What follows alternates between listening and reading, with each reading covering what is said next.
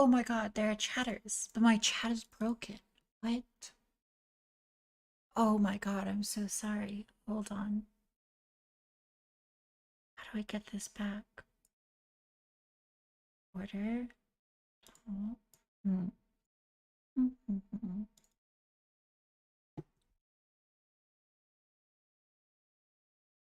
Wow. Hello, everybody. Yes. I I just need to link this chat. Oh my god, there's so many people. Wow. Okay. Settings. Embed and stream.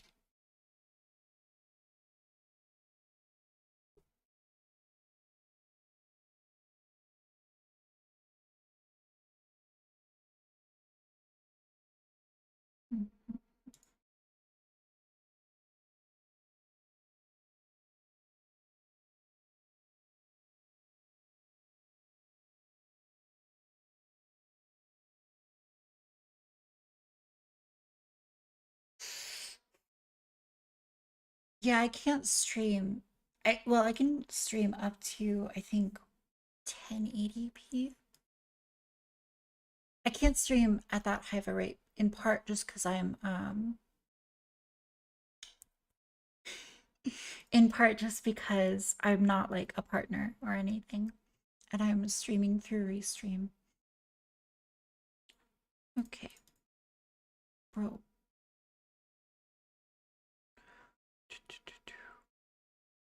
Yeah, I saw Destiny say that he likes me, which is very sweet. I'm sure, hopefully, the bridge will not get burned eventually.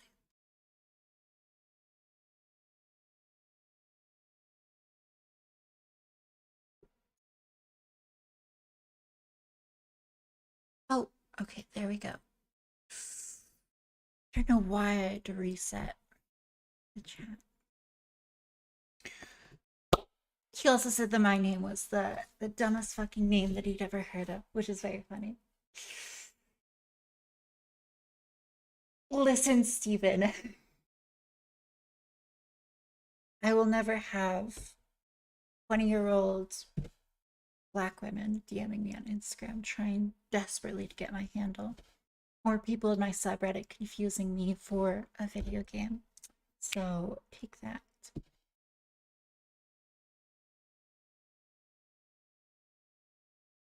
Yeah. Very rich coming from Destiny. Talking about names. Ellie Fanning. Who is Ellie Fanning?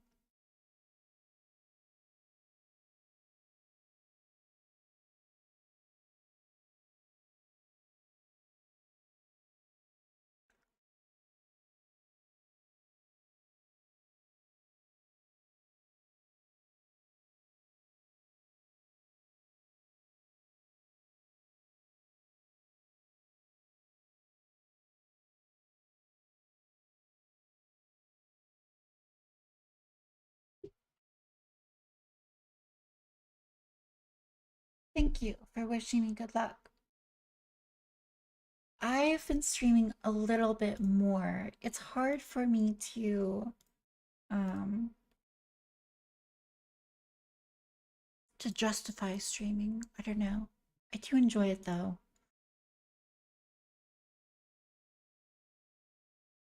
Damn. Mm.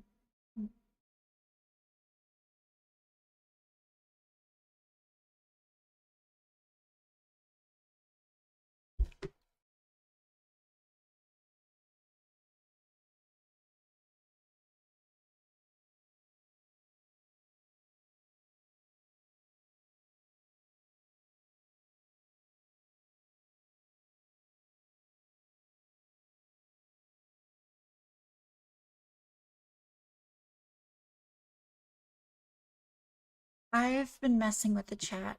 I just restarted it again. Unfortunately, the old chat is like broken for whatever reason. And the old chat looks better, but we'll have this chat. it's very easy to get doomered on the trans community because I think the trans community has this like almost incessant need to self sabotage by taking like the most extreme and absurd positions possible on everything. And in Esperanto, why would I know that? Um, they just take like extreme positions and they're like very left leaning. So if you're any like non left leaning person, a lot of what they say is going to sound absurd to you. So yeah, I think it's frustrating for sure. Let's see. Okay, I was writing out this like this opening statement. Women's sports leagues were created as spaces for biological women to compete against biological women. They were not created as places for anyone unable to compete in the men's sports leagues.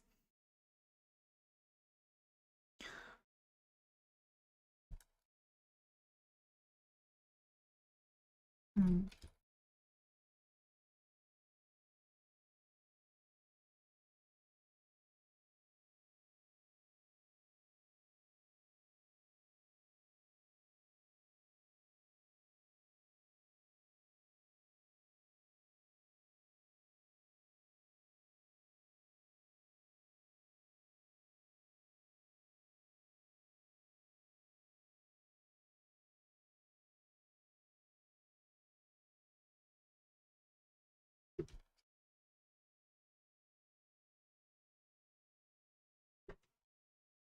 Okay, trans sports issue.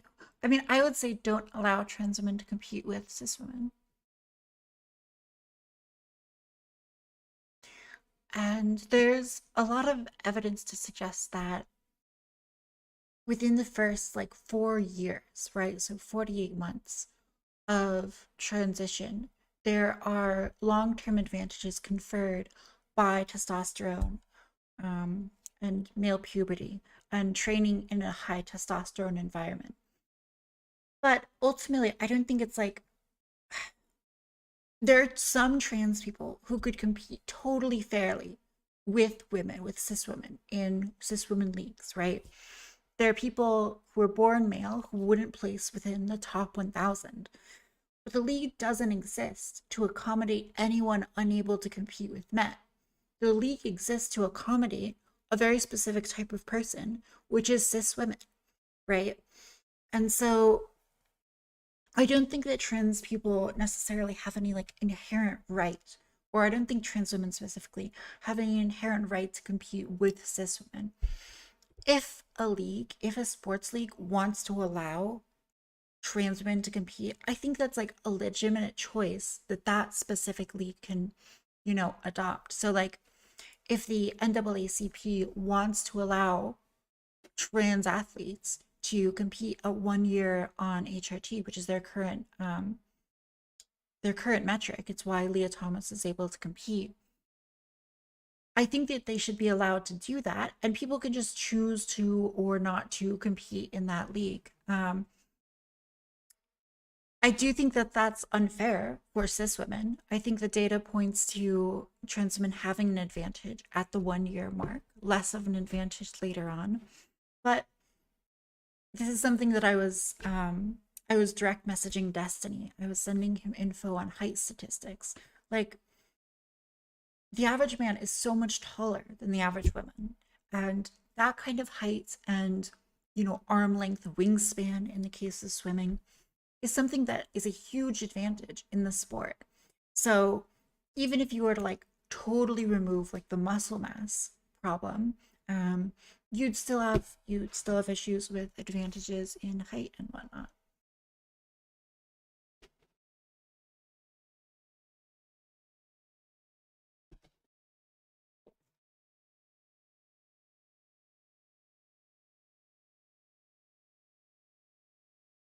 Oh, did I say NAACP, not the NCAA? An important distinction between those two things.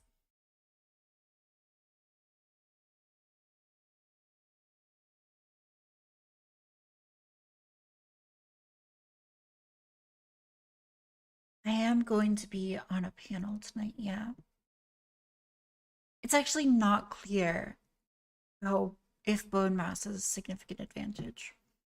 I think the bigger advantage is like bone length, but also like bone density. It can have advantages in like training environments, for example, like lower chance of fractures and therefore like less injury rate and so on. But yeah, I just want to write this thing. Okay, women's sports leagues were created as spaces for biological women to compete against biological women. They were not created as spaces for anyone unable to compete in the men's sports leagues. There are no doubt some, I have no doubt, some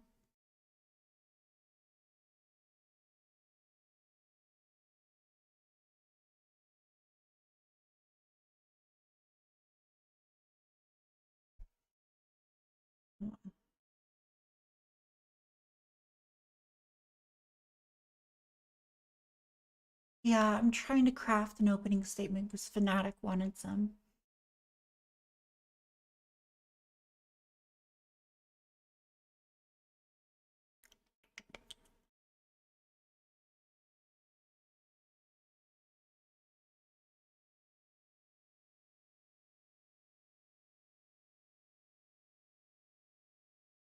Oh, okay.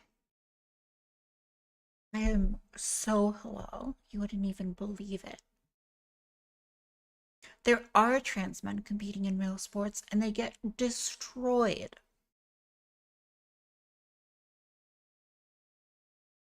I mean, that's like another part of this is that, like, when we allow trans women to compete in women's sports and trans men to compete in men's sports, we pretend like this is some great benefit to the trans community, but it's not because we ignore the entire trans masculine side of the community. Are these people benefited from being forced to compete with men who are 6 inches taller than them, went through male puberty, have, probably less testosterone in their bodies, but, they have different bone structure, smaller pelvises and whatnot? Are they, benefited by that? No, not really.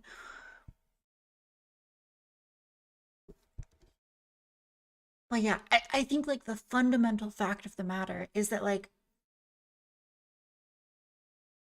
women's divisions don't exist like purely to allow anyone not able to compete with men to compete in them. They exist for like a very specific reason.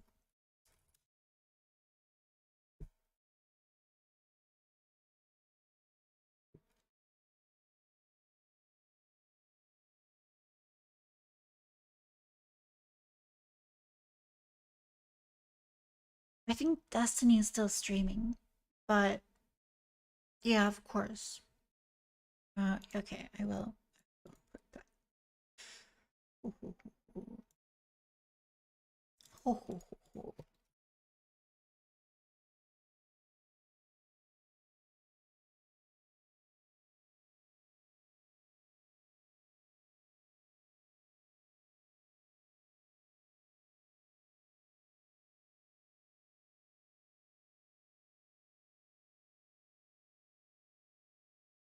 Okay.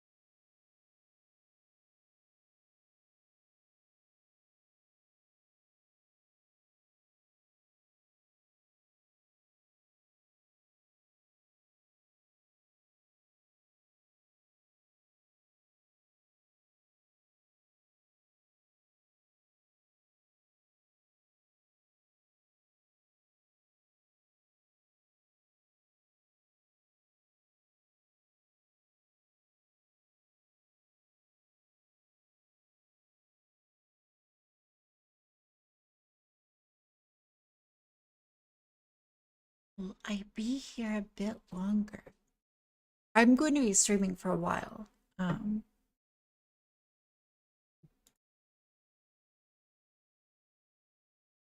So what? Oh,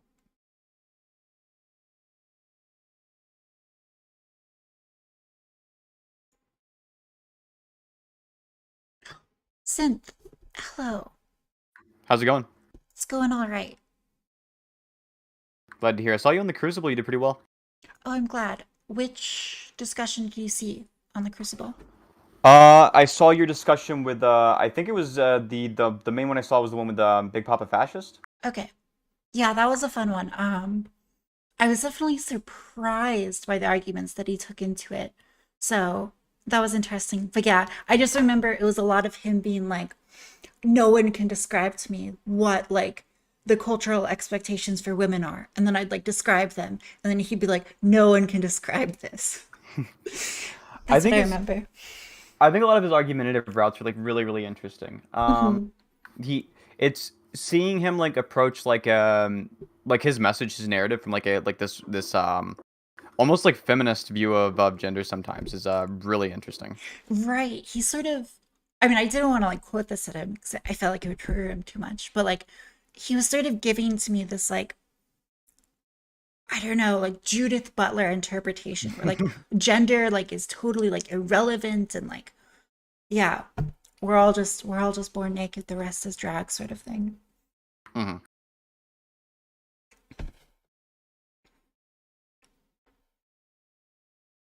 So I don't know, definitely interesting. Yeah, I mean even off stream he's like really interesting in conversations. He's for like you take a look at the average person who's like as far right wing as he is. They Hmm. have a they have like a really like consistent lockstep way of approaching politics, and it seems like he has a much his is like very outside I think of the right wing meta. Um, I think but so. I yeah, I think he's like one of these people who's like very open to debate and like I don't know, just like discussions with like strange ideas or ideas that he disagrees with. hmm. And I think there's like a right wing tendency to be like low in openness to experience, which I think his like willingness to engage puts him like outside the bounds of like typical right wing political operation. You know, absolutely. But So I know yeah. I've seen you sometimes kind of refer to yourself as like a somebody who disagrees with the left on a lot of things, but I never really got a figured out what those were. What are the specific issues you think the left has the worst positions on in general?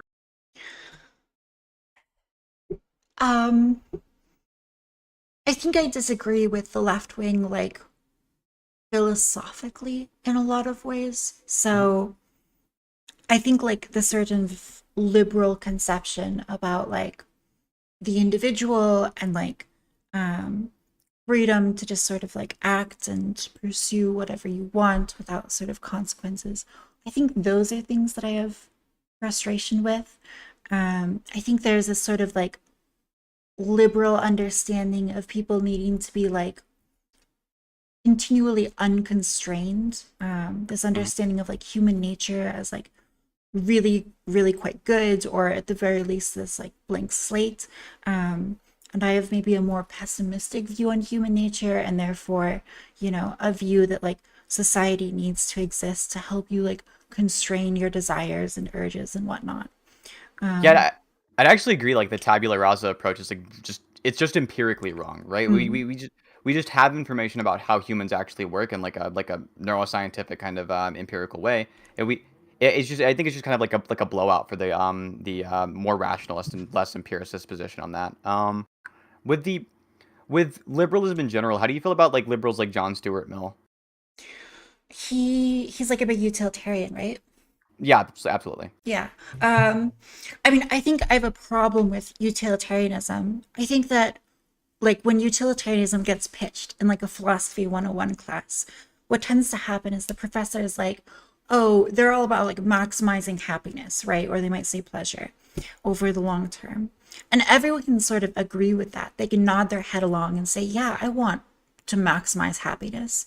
But I think what you're Mhm. really doing is you're like obfuscating an actual disagreement, which is like what creates happiness. And like the fundamental, I think, like purpose of moral philosophy is really to like ask that question, like what creates happiness or human flourishing. Um, And so I think that like skipping that step and just being like, yeah, we should create human flourishing or happiness. I think that like it does more damage than it proposes to help or alleviate. Okay, so I guess this would be usually utilitarians overall. They'll have like different utilitarians will have different measures of utility. Some will be like I guess the hedonic types where they're trying to maximize like pleasure or happiness. But it seems like that's not even the norm anymore, right? It's more like it seems like the norm is like preference utilitarianism now. It seems like it's like the most common form, and that I think it's like either that or like objective list theory could both fit what you're describing here as like solutions to the problem, but would still be utilitarian philosophies. And I guess when we talk about like Bentham versus Mill, right? There ends up being that difference between that qualitative versus quantitative utilitarianism. I think it only makes sense to say Bentham falls into the trap you're throwing out here, not really Mill. Yeah, maybe so. I mean, like, I think that you can refine utilitarianism and Hmm. get like better versions of it for sure. Have you ever heard the phrase that the means become the ends? I've heard the phrase, yeah. Yeah, I think that I'm partial to that understanding where like Mhm. if you allow people to, you know, pursue like maybe a little bit scary means in order to get like positive ends, what you end up with is like this perpetuation of like probably bad behavior like lying, cheating, Mhm. stealing, death, murder and whatnot. And so I think that like ultimately it makes a lot of sense to adopt a kind of virtue ethicist position where you're really concerned about like the way you're approaching life and the modes of being that you adopt. So yeah, I actually agree with using like virtue ethics as a heuristic within a utilitarian framework. I don't think that's issuesome at all. But I think the arguments you're making about like why you should use virtue ethics, they're all utilitarian arguments in favor of like utilizing it as sort of like a shortcut in situations, right? Um, I don't even disagree with that. I think that's completely reasonable to say like you should pay attention to the ways that you perpetuate certain social harms by like being a bad example or like being a bad example to yourself even, right? I think that's reasonable. But the the arguments you're making still fit under the purview of like a utilitarian argument, right? They're still like it's almost an applied ethics question under utilitarianism. Like how do you maximize utility? You can maximize utility by sort of like a what would Jesus do kind of approach. I think what makes sense here. Yeah, and I think the reason why I'm like pitching it in this sort of utilitarian language is because like Hmm. I fundamentally like Oh, have we're getting a agreed weird that echo like here. oh I might be unmuted. So, um Sorry about that. I didn't mean to interrupt. It was like a weird reverb effect. So oh sorry, I just had to mess with some tech stuff. But yeah, I Hey, mean how's it going? Can the rest of you guys join the we'll talk about it later. you All guys, right, the StreamYard, please? sure. Where's the link? It should be inside of the in the thread. I guess it's further up. Yeah, it's in the group chat. Okay, I see it here.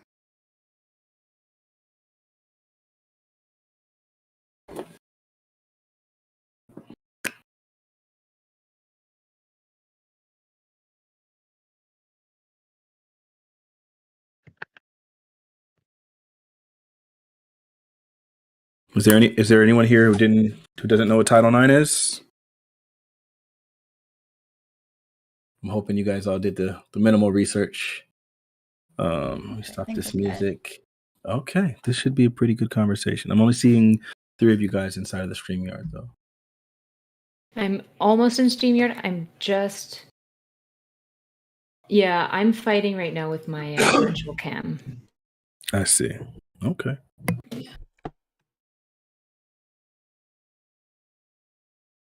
this was a little last minute of an invite, but I'm as prepared as I can be, and yeah, it should be good. I'm excited.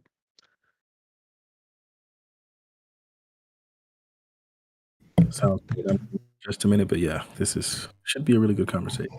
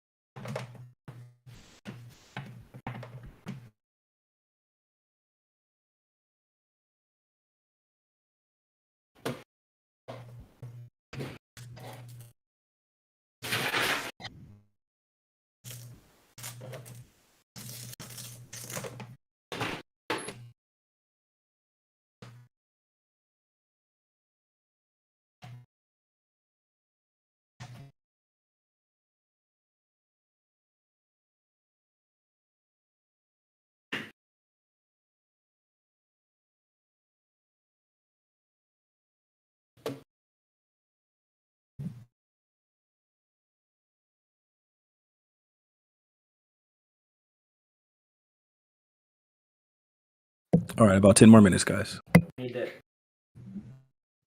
Everyone having fun otherwise? How's everyone day been? Pretty good. Doing good. Oh, very good. Can you guys hear me? Loud and clear. Yes. Yep. Beautiful.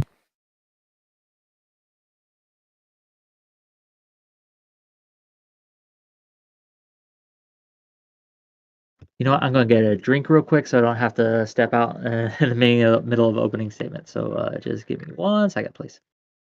You're all good.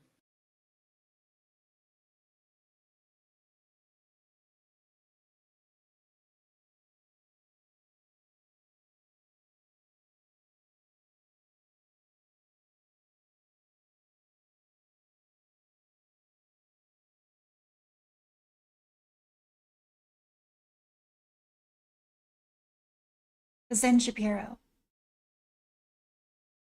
Hey, what's up? you were the person who was asking over and over about the trans rapist on the Crucible, right? Yeah, that was me. Okay. Yeah, I wanted to flesh that out to its conclusion to see where we end up. And I don't know, maybe we'll go back to that during the panel. I don't know if it's really relevant, but Or we can we'll talk see. after. Yeah. He is Batman. Yes. Confirmed.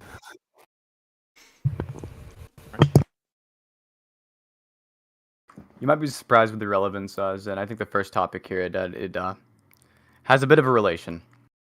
Hmm. Okay. Well, What April? order are the topics, by the way? I think, as I understand it, the first one is about the Wisconsin incident in the Don't Say Gay bill, and then there'll be Title IX on the second topic, and the third topic will be trans sports.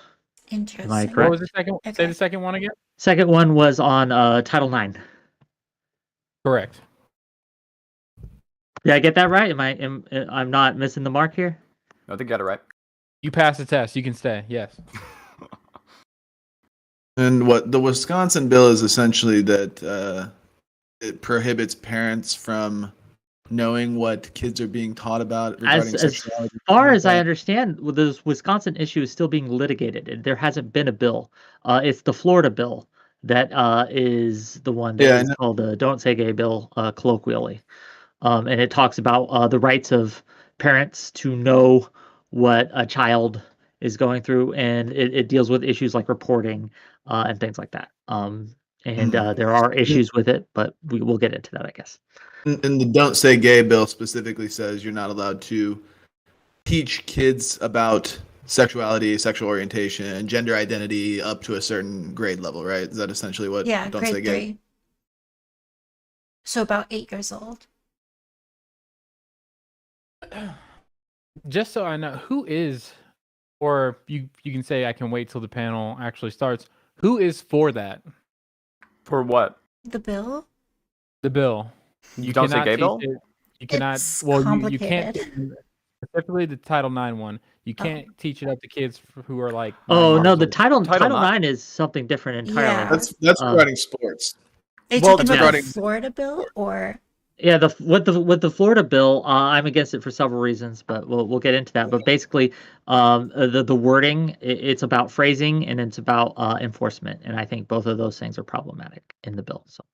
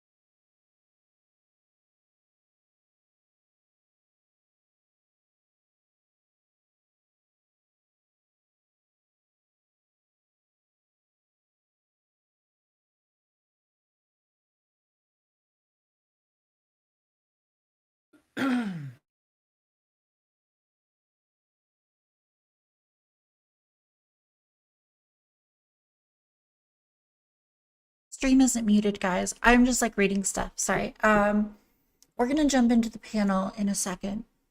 Yeah. We're gonna talk about Title IX, trans sports, whatnot.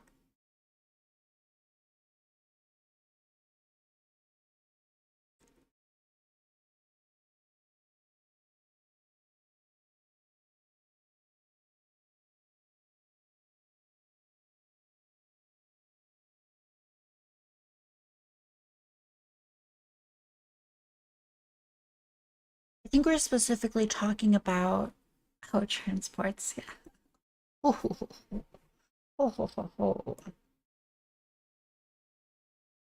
think it'll be good. The panel seems to be stacked with like the right-leaning people more so than left-leaning people. So I think it'll be pretty easy from like making right-wing arguments. I don't think I'll get too much pushback. And Not So Erudite's going to be killer when it comes to talking about the medical side of it. So yeah, we'll see. But I don't think this is going to be too difficult of a debate.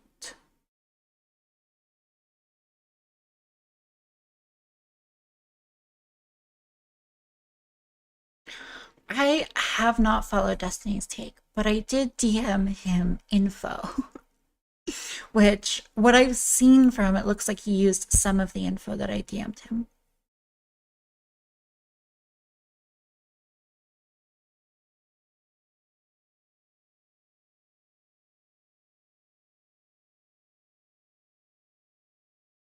Did any of you hear that conversation just now?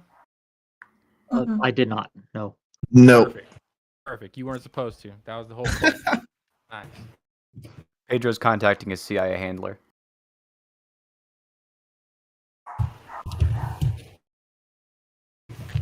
Hey, Warren, are you able to connect to the StreamYard?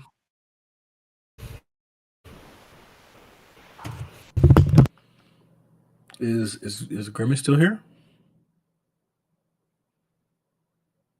Yeah, sorry, I don't have a link. Oh, it's in the channel. Let's see if we can relink it. 1 second. Which channel? At the group chat. But I'll find it. Give me a second. I'll put it to the top. Fanatic, you'll want to mute on StreamYard. Oh, sorry about that.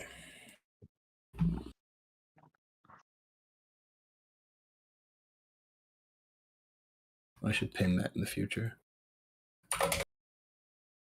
Here you go. Hey, I think we're about to be on time for the first time. It's hard. Not if I can help it. No, we still got a minute and a half. I think you can pull this off.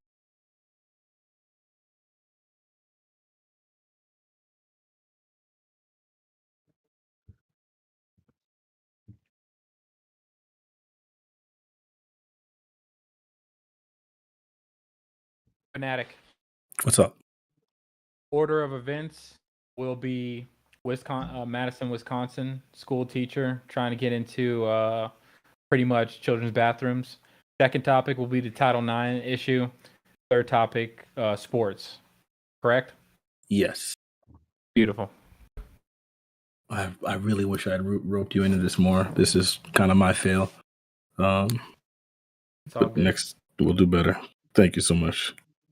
Oh, 1 second.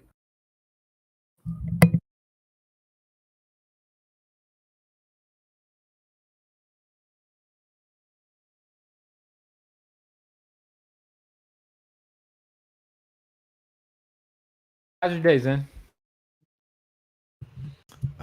Pretty good. I mean, What'd you do? I worked, took dogs on a walk, and that's it. That's all I really ever do. And then I did this. Perfect. All right, it looks like we're ready to go. 5:30 on the dot. Why do I hear myself so much? Okay, it's okay.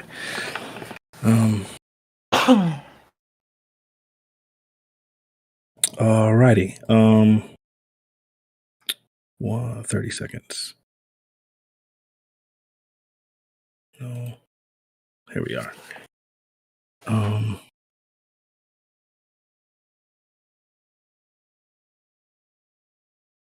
I need to move the StreamYard full screen. Synth, what did you do? Today, Yes. Synth What had comedy activity have you been up to? No, kidding. Synth had a few DMs. Tried to schedule some stuff. Okay. Okay, listen, thank you guys so much for being guests on this Fanatic Show panel presented to you by myself and Pedro.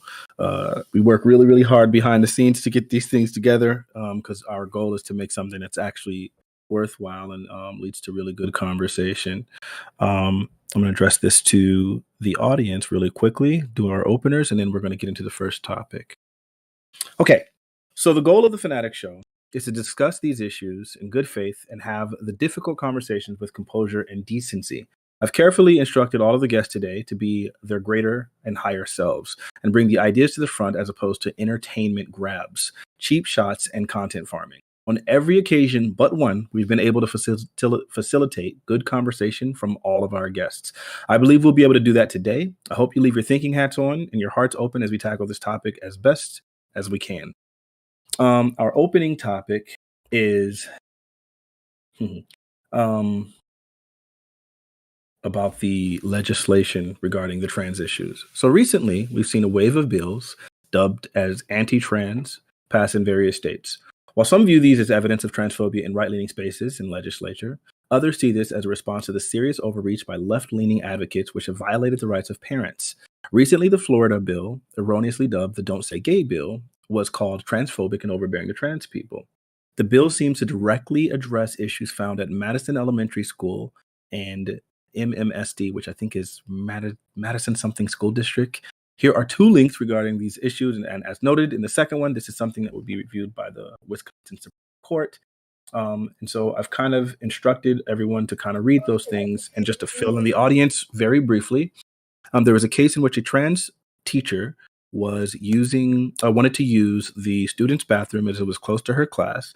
It was a trans woman, and she wanted to use the same bathroom as the students, and the school issued a statement that teachers would be required to use the bathrooms, or that teachers would be encouraged to use the bathrooms, the staff bathrooms. She called this transphobic, but then upon further review, that unearthed some things that were happening in the district, such as staff and teachers being encouraged to not inform parents of their children's gender dysphoria, trans identities, or any of those things, and even going a step further as to deceive the parents by intentionally using the original pronouns and original name of the children while in private using gender dysphoria affirming or trans affirming pronouns and names. And so this is where the lawsuit comes in, and I'm hoping that all of the guests will be able to engage in that conversation, and I guess we can kind of suss this out. So I'd like to start with April Taftaj. Thank you for being on the show, and can you please give us kind of your opening statement regarding this topic? Yeah, so when it comes to the wave of legislation regarding LGBT issues, I think you sort of have to take it bill by bill. We've discussed the Florida bill here previously, and I think there are good parts of it, and I think there are bad parts of it. I think that one of the problems is just like the vagueness of language and how it allows parents to sue the school on the school's dime, which can create a chilling effect. In regards to the specific case they're talking about, in regards to the teachers using students' bathrooms, it sounds to me like more of an infrastructure problem. The article mentioned all teachers using like the students' bathrooms just because they were closer, and how the school didn't have a lot of infrastructure for faculty. I think the easy solution here is to invest in that kind of infrastructure that allows faculty to use bathrooms that are not shared by the students. So I think I don't know, clearly it blew up because there was this trans teacher that was using the bathrooms that students were, but presumably, well, the article mentions the cis women teachers doing the same, and presumably the male teachers were also doing the same for the men's restroom. So I think that might be a simple case of just getting better infrastructure. But yeah, we'll get into the nitty gritty of the specific bills in the discussion portion. Next, we have thank you very much. Next, we have a late ad who was Wick. I hope you did your research. Can you please give us your opener, please? Oh, certainly. When it comes to the Wisconsin incident, that is something that's currently being litigated still, as far as I can understand. And from what I could find, I don't think there's been a verdict rendered in that as yet. So I'm going to focus a little bit on the Florida side of things, if that's okay. So with the recent bill in Florida, I have two problems with this bill. So it comes down to enforcement and phrasing. And when it comes to the Florida bill, they use the phrase, and you'll see this pop up again and again, prudent person. And they use this in place of the more common reasonable person. Why does this matter? It's because we have a large weight of precedent that weighs in on and defines what a reasonable person is when we talk legality. And we have far less of that when it comes to prudent person. This, combined with the vague language of the bill in and of itself, leads me to believe, and I think a reasonable person could believe, that this is going to be specifically targeted at certain minority groups. And while they may have used the flashpoint, and I think that there are very real issues with mandated reporting and things like that, but this bill isn't the way to tackle that. If we have issues with how mandated reporting is done, we can address those policies on a local level, first of all, school board by school board, and second of all, we can address those policies specifically because, again, they have a weight of precedent behind them.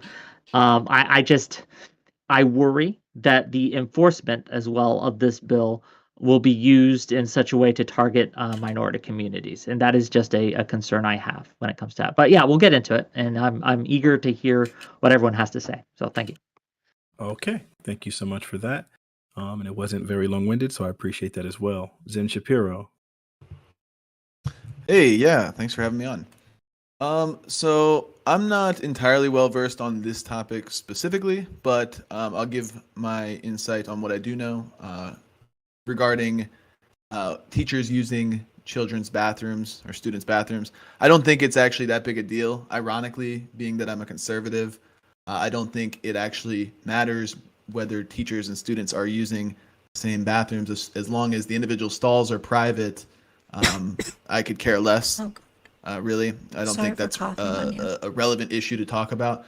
But the Don't Say Gay bill, what I would say about that is for what we have, given the infrastructure that we do have with so many people attending public schools, and even though I don't really support public school, I support homeschooling.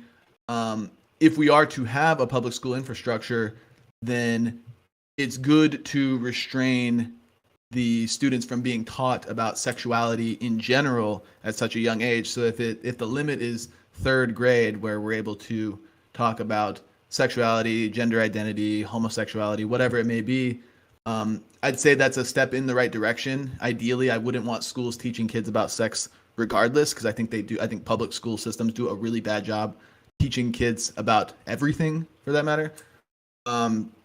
And I think, given the paradigm that the LGBT agenda and how it's so overreached in our society to where basically everybody is in favor of some form of LGBT or identifies as some form of LGBT themselves, typically that starts that starts from a young age. So they start to target children, and I think this is another tactic to target children if you are upset about the Don't Say Gay bill for that reason.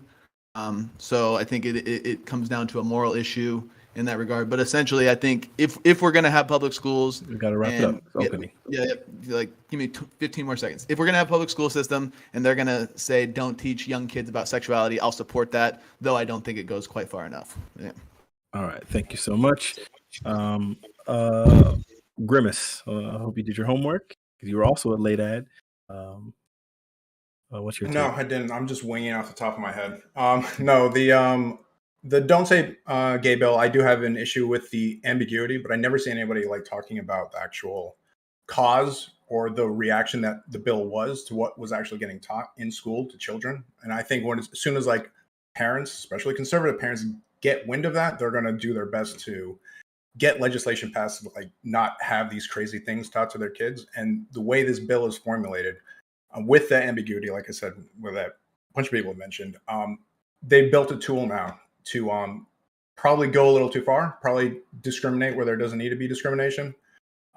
And I think it's on like Dems, especially coming into midterms, to actually address this problem properly instead of just like reacting negatively just because like the issue at hand is trans, to have more of a level-headed, balanced look at what the problem was addressing in the first place.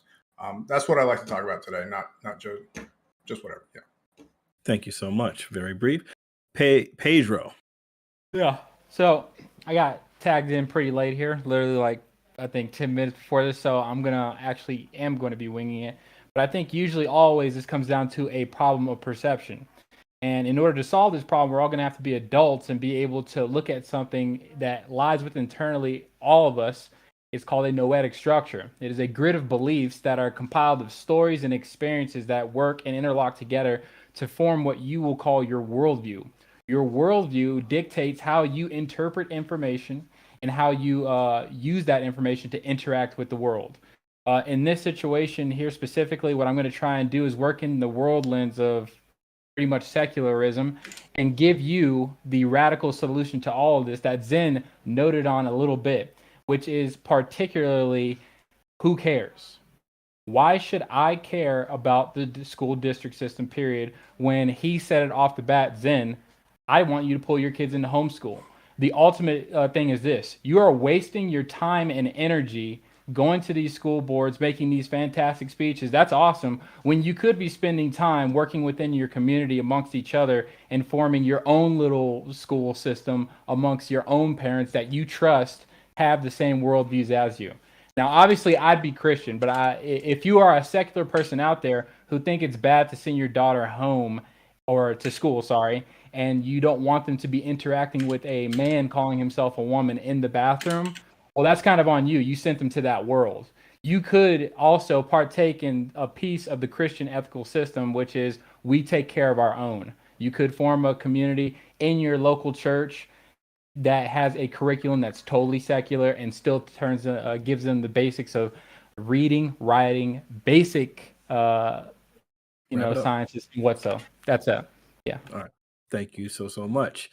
Not so erudite. This is my very first time having you on the panel, and I don't think I actually was able to have a pre-production interview with you as an individual. I hope you're able to read the room and recognize what the intent here is and acclimate to the environment that we've created here. Please give your opening take. Yeah, I'll just be super, super brief. I think the issue with the school teacher specifically, Ms. Mixed Deal, I believe is her preferred title, is it highlights kind of two major issues that I thought about. Number one, which is that I think in the online, particularly politically left sphere, we somewhat take for granted that like trans rights and transphobia is kind of an understood concept. And I think this issue highlights the fact that when we get into offline spheres, working classes and stuff, this is obviously not the case. And I think there's actually a lot of work that needs to still be done for trans advocacy. Overall, basically. And this highlighted it to me based on the parental response and whatnot to certain trans needs. Second of all, I think it also raises really important questions when it comes to trans advocates of which things do they want to prioritize in their advocacy. Do they want to be prioritizing bathrooms, or do they want to be prioritizing other things that might improve trans lives? And I think just there's space to have this conversation and really focus in on what we care about. Okay, thank you so much. That was pretty brief. Synth, you were last, but definitely not least. I'm pretty sure hearing all those takes before you allows you to go. After Synth gives his thing, anyone can feel free to respond to anything that has already been previously said, and we'll hope the conversation proceeds organically from there. And I'll only step in if necessary. Synth? Sure. All right. So I'd actually disagree with the idea that the Madison school teacher situation has a strong link to the Don't Say Gay bill. The Madison school teacher seems to be almost intentionally provoking sort of reaction for the sake of crying foul. I think she's weird for it. I don't think it's sexual like some people are making it. But the case is pretty clear. Teachers aren't supposed to be using student bathrooms at all at those schools, and they're able to use whichever teacher's bathrooms they feel comfortable with. That seems like a pretty great policy for a school to have. She's pretty clearly weaponizing identity politics as a shield, which the Don't Say Gay bills are without a doubt also doing, just in reverse. The bills are a muzzle on free speech and prevent the teaching of pretty conventional social science, such as the social science surrounding the norms around being a man and a woman, not for any sort of practical purpose, but just to further a culture war. Wait, hold on. I'm sorry. I thought I was going to let everyone respond, just to be sure. Were you guys able to read the Supreme Court case and what the claims were from the lawyers regarding that? Mm-hmm. Do you not see any correlation between those claims from those lawyers and the direct legislation of the Don't Say Gay bill? Not a legitimate claim. What? Not a legitimate claim. Okay, I hope somebody in the panel can go ahead and suss that out. Since I'm not a panelist today, you guys have at it. So I'm not going to suss that out right away, but because other people have said some things that I have some questions on, especially when it comes to homeschooling and things like that. So Pedro and Zen, I believe you were both pro homeschooling advocates here. Is that correct? Oh, yes. Okay. Oh yeah. So if I had a boy or girl, I'm Pedro the third. So when I get Pedro the fourth, or Pedrica, she comes along, then she ain't going to public school. And sure, I think I think I'd support that choice. I'm not against homeschooling as a principle. I think that parents should be able to decide where they send their child to school. But when it comes to public schools and the policies placed on those, I do think that even if you specifically would be for homeschooling and you don't think that it affects you, I think that we as a culture and as a society almost have a duty to talk about what happens in the more public sphere, unless and this I guess would be my question here. Are you against public schooling? Like, do you think public schooling should be abolished for others? Like, should you take away my ability to choose if I had a son or a daughter to send them to a public school? Would you be against that? I don't think public school is generally good for anybody. I think maybe there's some minor exceptions.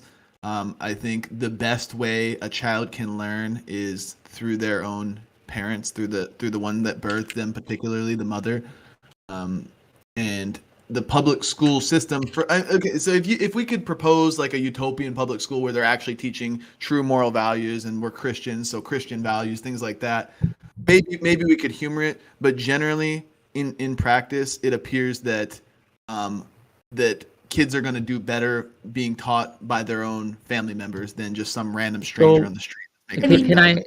Oh, go on. Well, I think this should appeal to a lot of progressive parents out there as well. People who are frustrated that their children won't be taught, about sexual orientation or gender identity from K through 3. I mean, parents, like, teach your children. If this is an important life lesson, if you think it's important that your child understands what gay people are, you can teach them. You can sit them down at home and make sure they understand that. I think this emphasis on the school as this ultimate nexus of responsibility for education is really harmful, because it erodes that sense of responsibility from parents to actually parent their children and to pass on that crucial or non-crucial information to them. And so I'm sort of frustrated sometimes with these discussions, because it seems to me that progressive parents can really benefit from this messaging as well. This affirmation that ultimately it's your parental responsibility to pass on the correct information to your children. And that's not the responsibility of the state. I would agree with that statement. I would agree with both of your statements. Well, if I could interact a little bit, when Zen talked about the Christian worldview being part of the curriculum in the schools, I saw Wirham laugh a little bit. And that's pretty much the reason why we want to take them out of school. You can laugh all you want. There's an indoctrination that me and Zen would look at and say, hey, that's unbiblical. We don't want that fed into our child's mind. I went through the indoctrination. I mean, I'm not just making this up. I did too. I went to Catholic school. We talked a lot about I went to public school. I went to public school. You Protestants. Yeah. Well, what I'm saying is that none of you guys are actually going to agree on any theory. You all pretend like you agree, but as soon as the rubber actually hits the road, everybody's disagreeing. Everybody's splitting off. Everybody's murdering each other in some grand inquisition like Stop. It's like I'm talking Maybe to an a campus. I think that's a communist bit of talking a about the hyperbole. perfect data that has all the Wait, hold perfect on. actors. But Well, we're not trying to re-up I- the Inquisition. Am I We're just finished? trying to say No, it's this: not. pull my Hold on, kid one out second. of Well, One maybe second. the You're not Catholics talking real will. quick. Wait. Let me just a second. I gotta chill just a little bit. I feel like the conversation about whether or not homeschool is rather important or whether or not that would fix the issue. I feel like that's one of those dream hypotheses. And I forgot to include this in there, but like I'm hoping that we can go down the conversation about what the legislation is, what actually happened there, and how that interacts with what's the typical education system for the average person, as opposed to thinking in our dream world in which we get everyone to completely abolish the school system and then these things aren't a problem anymore. Given that the average person is attending public school, so we know that this is happening, and we do have legislation and policies such as were present within the MMSD, the school district, that literally said parents are encouraged. Parents are not allowed to tell teachers and staff are not allowed to tell students' parents about children's gender dysphoria or children experiencing transgenderism or of any kind, and encouraging parents to hide this by referring to children as the typical pronouns and names that they were given at birth, but then encouraging them when the parents aren't present to use whatever pronouns and names the children find wanted. If this policy is correct, then it would make sense. Then I guess we should be interacting with that. And I'm not going to make any further arguments. A lot of schools have these sorts of policies, and their intention is that you want to prevent children from being outed to their parents in a way that would result like in abuse, right? And the Florida bill is actually very careful because it has provisions in it that say if outing a child, right, as some sort of sexual or gender minority identity would cause abuse at home, then parents can withhold that information if they believe there's genuine risk of, for example, like physical, sexual, that sort of kind of abuse when the child goes home. They can withhold that information. But I think that like I agree with the thrust that it's not the responsibility of public schools to take on this parenting of children. And when you see school policy that bans teachers from interacting with the parents or sharing information with them, I think that's a really dangerous road. And you see that elsewhere with like statistics on how a child is performing in school. There are places where it's taboo to, share and track that information as well. And I think it goes to this larger problem of the state taking on more and more parenting responsibility away from children. And so, clearly, I think there's an issue there.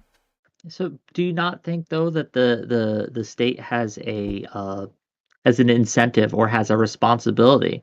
For example, as you say, there are provisions in the bill that allow if a teacher feels that they're going to put a child in danger by reporting this information to their parents, that they're allowed not to. The problem I have with that, though, is I don't think it's enough because the bill also provides a way for as you said in your opening statement, for these parents, if they disagree with that decision, to sue the school.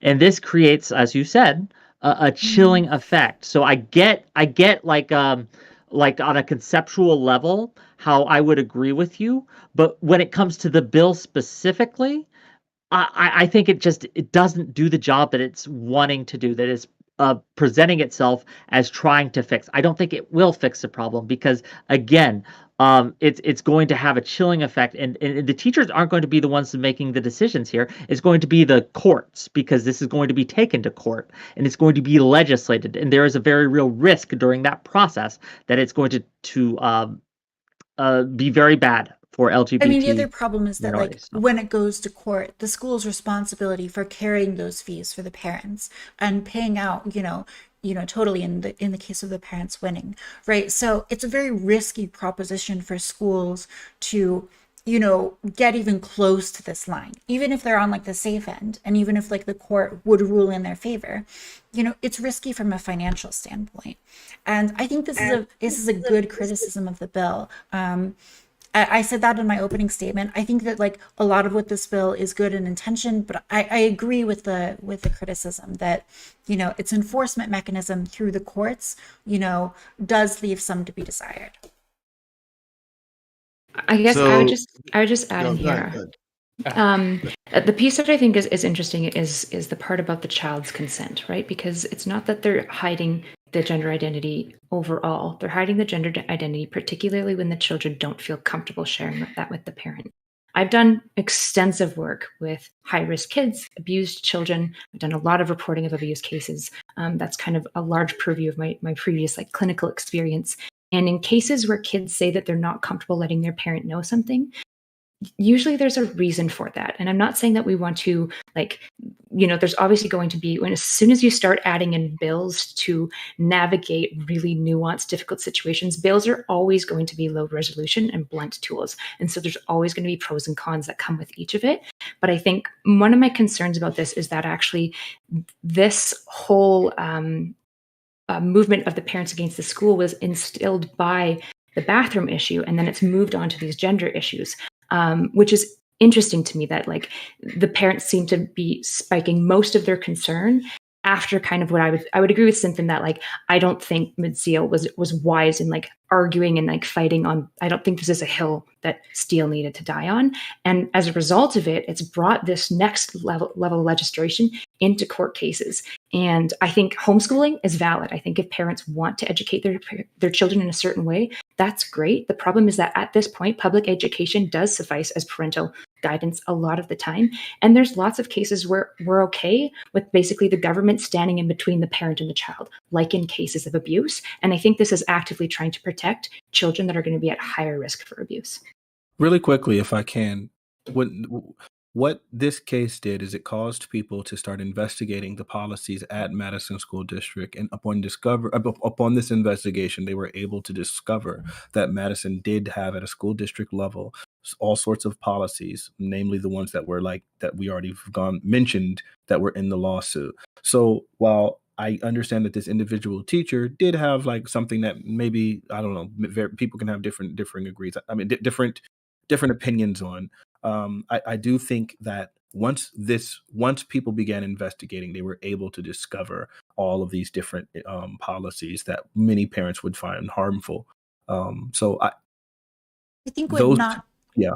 I think what Not So Erudite is saying is that in the vast majority of cases where a student wouldn't want information passed on to their parents regarding their sexual or gender identity, there is like a risk of abuse. So, maybe this is like incorrect, but that's my interpretation. And the idea that like you would blanket, have a policy that a school doesn't reveal this information to parents without the children allowing it. I think her position is that in most cases, that's going to be the right move. I think also another angle that this bill kind of highlights is what rights should children have to privacy? What right should a child have to say, I don't want this information given to someone about parents? And depending on how you value this, like there's no right or wrong answer to this. I just want to be clear. This isn't, you're not immoral if you believe this or moral if you believe that. But it is a question that we have to deal with. Like, to what extent do we give a child the right to privacy? And I think where you land on this bill will show a lot about where you value that. And for me, I think there's as Erudite pointed out, there's very good reasons where if a child does not want their parents to know something in these kind of cases, that we might want to err on the side of the child in this case. But that is just my intuition speaking. So as long as the parent is providing that child's livelihood for them, their clothes on their back and the food and the shelter above their head, that child has zero right to privacy beyond what their parents are providing to them. If they go out and live on their own, they go out and buy their own apartment, pay their own phone bill, do what they got to do, they can have privacy. But as long as they're under their parents' roof, what if their parents are they have abusive? no privacy. Let us get a point. We've been very patient. They have no privacy to their parents. To the school, you could say yes, they have a right to some degree of privacy to the school teachers or whatever. But their parents have every right to know every single detail about their child. Could I ask a clarifying question? Well, can I? Go ahead. Yeah, go ahead. We're kind of. I see now. You can move me and Zen right next to each other. So this is what's happening here.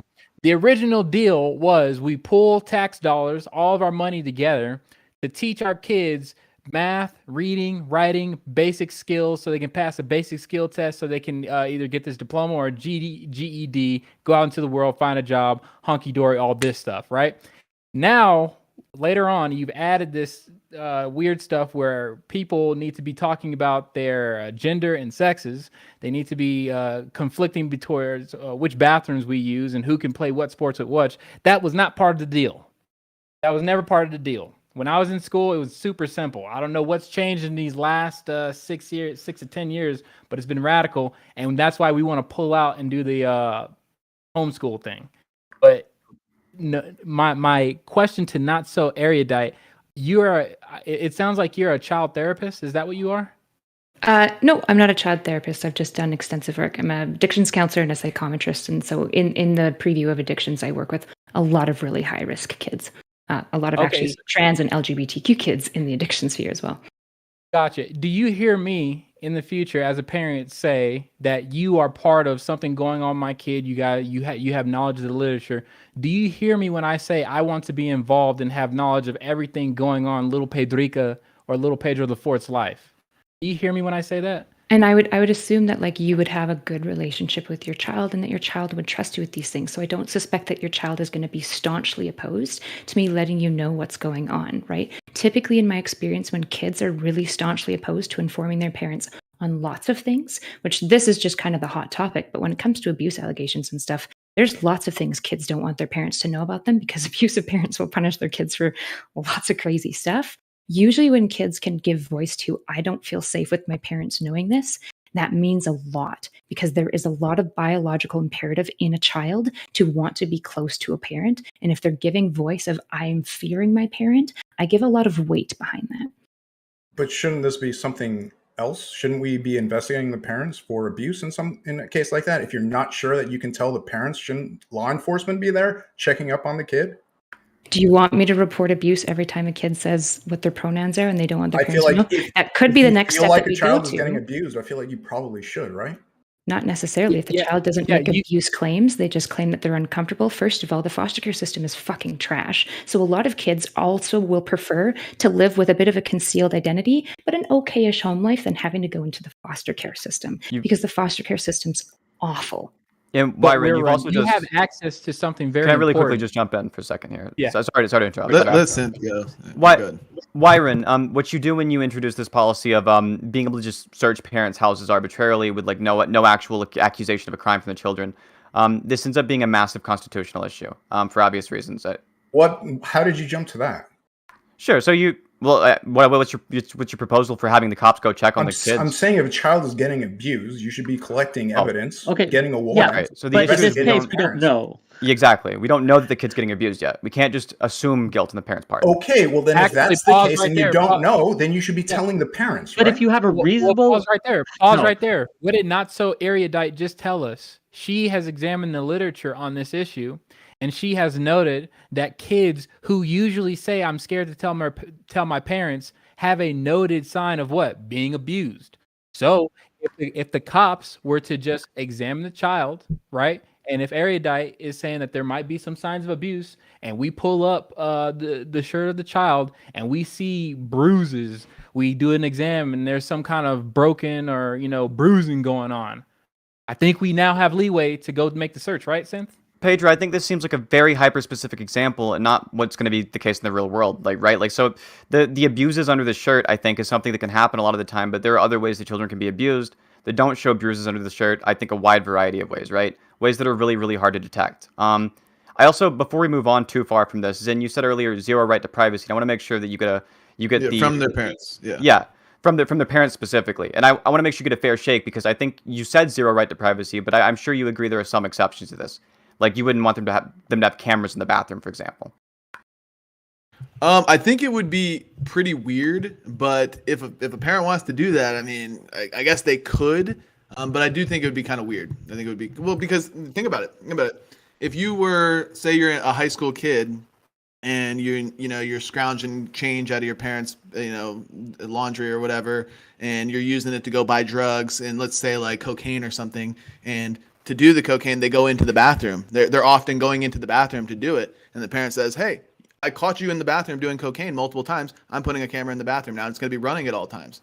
I mean, not exactly ideal. And if they're just wanting to observe them, defecating or whatever, I guess that it's weird, but they have a right to do it. They do, because they have full domain and dominion over their child, because they're providing everything for their child. But You're can I adding ask an then, extra just layer real to quick? this, though. Like, your initial statement that children have zero right to privacy doesn't require the justification of like doing cocaine or Oh no, like, I agree. murdering Agree. someone in the bathroom. So I think if you're gonna like bite the bullet, you got to say that like even if Yes, they're not. no, Yeah. I agree. I'm saying it would be weird, but they could still do it. Yeah, I'm not backing down from it. They So have every right what? to full Yeah, domain over what the if I child could just does. ask real quick, what if the Can I get a if really it's quick confirmation that Pager, do you also agree with that? Yeah, I have to be very succinct with it. Erudite was correct when she said the literature confirms that kids who usually say things such as "I'm scared to tell my parents," they're going under some kind of abuse, and I bet my bottom dollar on it, it's physical abuse. Oh, sorry, right? I meant about the bathroom thing. Do you agree with the bathroom thing that Zin just said? Well, Zin just said. it intertwines. Yes, you Okay. can do all, like, it's your house, right? It's your house. So what I'm trying to get at here is I don't want my kids to have secrets at school between other adults that I don't know about. So I guess here's what I kind of wanted to bring up, right? When we're talking about abuse, it seems like there maybe is a bit of a fundamental gap in knowledge, which is fine if you don't know the like esoteric stuff, you don't know it, right? But when it comes to like reporting abuse, for example, so at least in Canada, typically it's going to take 7 to 8 reports of abuse before the child is ever really strongly considered being removed from their house. And this is the case in cases I've come across where there is patent, objective sexual and physical abuse going on. A lot of the abuse that LGBTQ kids are going to be talking about is going to be more psychological stuff. Like, my parents just don't accept my identity and feeling kind of othered within their own home. These kids are for sure probably not experiencing physical abuse, but if you go and report that, the social worker is going to go to the house, they're going to examine, and then the parent is immediately going to be notified of this kid's experience, and it might create a distress and like a tension within the household that the child was originally trying to avoid altogether. And I don't think we give enough stock to kind of the complexities that goes into abuse reports and foster care systems. Regarding the whole idea of like, it's my house, there's no privacy, in general, I really try to encourage parents to think like, when it comes to your kids, it's their house too. And that doesn't mean that they get the authority in the house. Obviously, they're children, right? The reason why we infantilize children is to remove their responsibility because we take it on for them. But I find for a lot of children, when you do more kind of authoritative styles of parenting, it can be damaging. And this isn't me going on the extreme left and being like, and so we should just be super permissive in parenting. I'm also opposed to that, but it needs to be somewhere in between, because we do see that this like common, more like gender traditional style of parenting seems to have a lot more negative impacts, particularly for kids who experience a lot of otherness already, like children with high functioning autism, stuff like that. All right, so you're right. I didn't understand what abuse was. So abuse now, ladies and gentlemen, has turned into, if my son or daughter comes home telling me they're a unicorn, and I say, no, you're a human being, that is classified as abuse. I didn't get that part. I think that's a bit of a little straw unfair. man. Yeah, that's Yeah, unfair yeah. representation, I What- think. well, Because you said do you feel that? Can I ask real quick, Pedro? Do you feel that all abuse has to be physical, and if it's not physical, No, it can be that verbal. yeah, you verbal can abuse. have verbal, you can have emotional abuse, and things like that. That you do believe that these things exist, correct? Yes, yes. And do you believe that me disagreeing with my son, me telling my son that he's a man, do you agree that I don't it's think not that's abuse to say necessarily that he's a abuse. man? No, Is that- I don't think that's Hey. necessarily abuse. No, but we're not talking about that. We're No, talking that is about what parents. that is what Just real Erudite's quick. talking. No, real That's quick. exactly what we're We talking are about. talking about people who aren't you, who aren't Zen Shapiro, who are abusive, who are using much more sterner tactics. They don't just say, "Hey, you're not this." They also bring them to conversion therapy. They also engage in other forms of mental and emotional, like gaslighting and things like that. That we know can be very, very harmful. So when you say you wouldn't do these things, I believe you, but we cannot legislate things based on you. We have to legislate based on the general principles. Well, let's just talk about the concept though. Like if my biological son comes home one day and he's like, "Hey, Dad, I feel like a girl. I'm gonna call myself a girl." I'm like, "Hang on, no, you're not a girl. This is your immutable sex characteristic that you were born with, and there's no way to change it." So what we've done, we're effectively rejecting their gender identity claim And the question is that rejection in and of itself a form of abuse? I don't Could think I that's could I open suggest Wait. Can I- Center. Let not so erudite, please. Could I maybe suggest something a little bit in between? Because I actually think that there's a lot of validity to parents being like, hey, you're 6.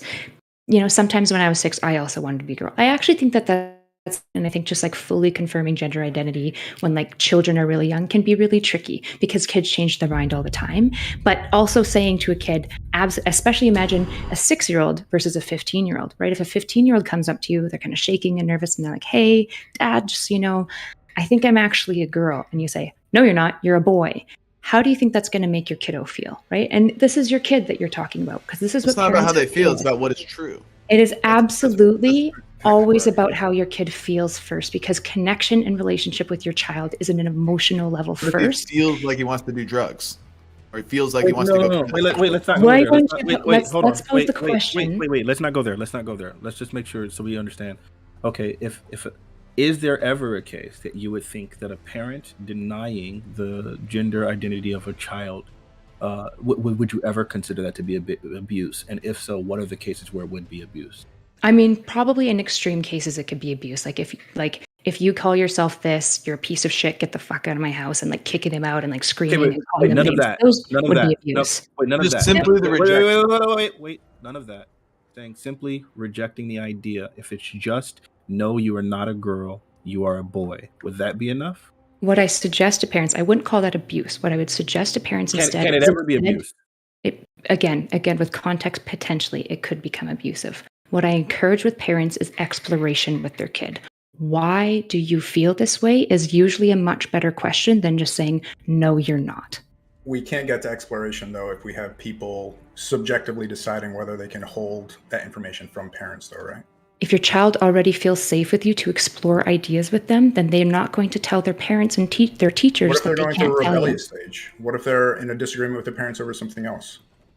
Yeah, I remember an age where I had to literally fight my dad, and I was categorically wrong on everything we fought about. Right. So oftentimes when kids go really rebellious stages, there's lots of things to go into this, right? This isn't just like a lot of people are trying to like push for like one simple answer, a low resolution answer. And the reality is everyone's kid is different, right? If you have a rebellious kid who it turns out also has high functioning autism, well, there's a whole other gambit of things, and just yelling and screaming and punishing the child isn't going to help them. Supports for autism are going to be helpful. If you have a kid who's extremely rebellious because they have conduct disorder, well, now you need to be looking into how did this child develop conduct disorder, because it seems to be both genetic and environmental, and what are the parenting strategies that work well with conduct disorder, right? You just like saying like they're just in a rebellious phase is like that's meaningless to me. Why are they there? Are they there because they feel like othered by the family and they hate their family? That's a whole other conversation to have. Yeah, but how would a teacher be able to analyze things like this and come up with a good answer as to whether they should withhold this information? They don't need to. They need to ask the child if they feel comfortable letting their parents know about their gender identity, and the child could decide yes or no. Rebellious stage. You're breaking up. Is Telling this our just on parents? my end, or? No, Sorry. that's on mine as well. Yeah, No, I he's think breaking up. everybody dropped for a second. Sorry. Yeah, Good. So yeah, like if they're just going through a rebellious stage and they're not like down with their parents right now, maybe they've gotten a new friend group that they're fighting with their parents about, for instance, and there's a little bit of the an identity issue that's going on with the friend group. You would agree with me that the child would be uncomfortable telling their parents about this, right? And would ask for the teacher not to tell them. Potentially. And then my question would be, why are they uncomfortable letting their parent know? I think that's always a valid question. And it seems like there's a lot of like weird protectionism we do with parents where we can't actually like analyze parenting strategies and say like, hey, the reason your kid's like this is because you've kind of not done some good parenting strategies. Can I ask But it's not really on the school to tell parents how they should parent though, right? there we go. In cases of abuse, we do this all the time. But this isn't a case of abuse. Is It this a might case be. of abuse? It You don't sometimes know. may be. That's the point here. I Wyron. know you like you're don't making know. these hypotheticals, but as Erudite said, that there's a body of literature that suggests when this happens, usually not all the time, but usually This is a case. And yes, there are hypotheticals where it would not be the case. That's true. But we can't govern on that. We can't legislate on that. We can't go by the outliers. We have to go by the statistical probabilities here. And the best way to do that is, again, and I trust what's the Erudite's statistical research probability here? What's Uh, the The best way to do it statistics is what do we mean by the word? We have yet to actually define like what is verbal abuse, because when we ask like, is it simply the case of rejecting a gender identity claim? Is that considered abuse? And we got like a very wishy-washy answer. No, I mean- to quickly be jump fair, in. she's talking about like drunk parents who yell and degrade their kids nonstop, where a child actually is uncomfortable at home. They have no quickly jump self-worth. in? They have Or a all kinds of borderline issues. parent who has Yeah, mental health problems that's- as well, or a parent who's Right, extremely traditionalist and is trying to like maybe enforce rigid gender rules on the child that the child is resistant to because it doesn't match with them and it leads to a lot Is of that conflict. abuse? And the parent doesn't have healthy conflict management You're styles. I muted. mean, there's Perfect. lots of Perfect. ways. There you go. Perfect. So not so erudite in that case, in which you have like maybe a person who's like really just traditionalist and trying to enforce those traditional values onto their child. And because of that, they are rejecting a child's new gender identity. Would that be considered abuse? Again, Absent, like, okay, hold on. Wait. I Absent. just can't be Oh, pigeonholed into saying yes okay, and no. wait, It's hold like on, too nuanced. Hold on. Absent. We're not of going to hold any- it against. Wait. Absent of any other of these other egregious forms of abuse, obviously emotional abuse, physical harm, drunkenness, neglect, or any of those other things, can just the idea of rejecting a child's rejecting a child's gender, if none of these other things are present, can that ever be abuse? Broadly, I would say most likely it won't be abuse, but of course there can still be cases where it still might Okay. be abusive. What would be one of those cases that doesn't involve neglect, drunkenness, physical abuse, emotional abuse, or any of those other things? Sure. So I guess the question would be, do you feel that perhaps somebody constantly othering their other child to the extent that the child doesn't feel like they belong, they feel super depressed, the child becomes suicidal because they don't belong to their family and they don't agree? Would you agree that potentially that could be considered abusive? I wouldn't necessarily say it's abusive to the point that I would call foster care, because I know how damaging the foster care system is. But to the child themselves, they may feel abused and they may come out as an adult pretty messed up as a result of that experience. So you're saying you wouldn't call it abuse, but a child may feel abused, and because they feel abused, then it would be harmful. And you would I say think she's simply that saying it, rejection. I mean, I think that would Otherwise, fall under the physically category of emotional abuse, right? Yeah. Like the constant othering. Like if you make someone, you say like, oh, I don't believe in your gender identity, so I'm going to like, continually exclude you from, family activities, something like that. I mean, I have a question for not so erudite. Do you think that a child's consent, as far as whether or not they want the parents to know a specific piece of medical information, is like a good enough proxy for determining if abuse is probably there, such that in regards to like the Florida bill, a teacher would reasonably expect there to be some sort of abuse going on if a child makes it explicitly clear that they don't want their parent to know? I would say it would be imprudent of the teacher to assume abuse, but they can assume that the child feels discomfort for any reason, and I think that is valid enough. I also think it might be worth, with this bill specifically, looking at ages of the child's consent that we value, right? A 15-year-old saying that they're not comfortable is very different than a 5-year-old, because when I was 5, I said lots of dumb stuff about what I didn't want my parents to know, and I was like 5, right? So this is why I hate bills like this, is because they're so Very blunt, tools, yeah. right? A 5-year-old, probably, if they're having a bunch of medical issues, the teacher should be reporting that to the parent. But a 15-year-old is a very different thing. And this is the issue with consent when it comes to children, is it's varied by age and it's varied by developmental level. But to be clear, even Is if it it was okay if varied we- by age, I think you would still have a problem with the bill just having like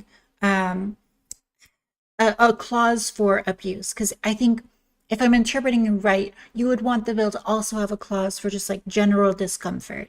So you think it'd be legitimate for parents to withhold medical information, faculty to withhold information from parents if they believe there's just general discomfort, even if they don't believe that qualifies as abuse. Is that where you're going?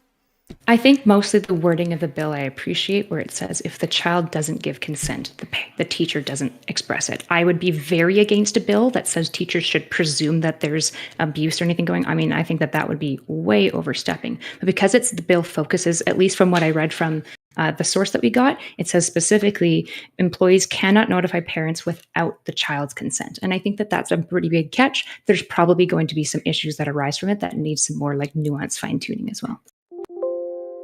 So I wanted to maybe address the other end of this edge case of abuse regarding the rejection of gender identity. So like, say we've got an example. You could probably use me or Pedro as an example. Like this would realistically be our response.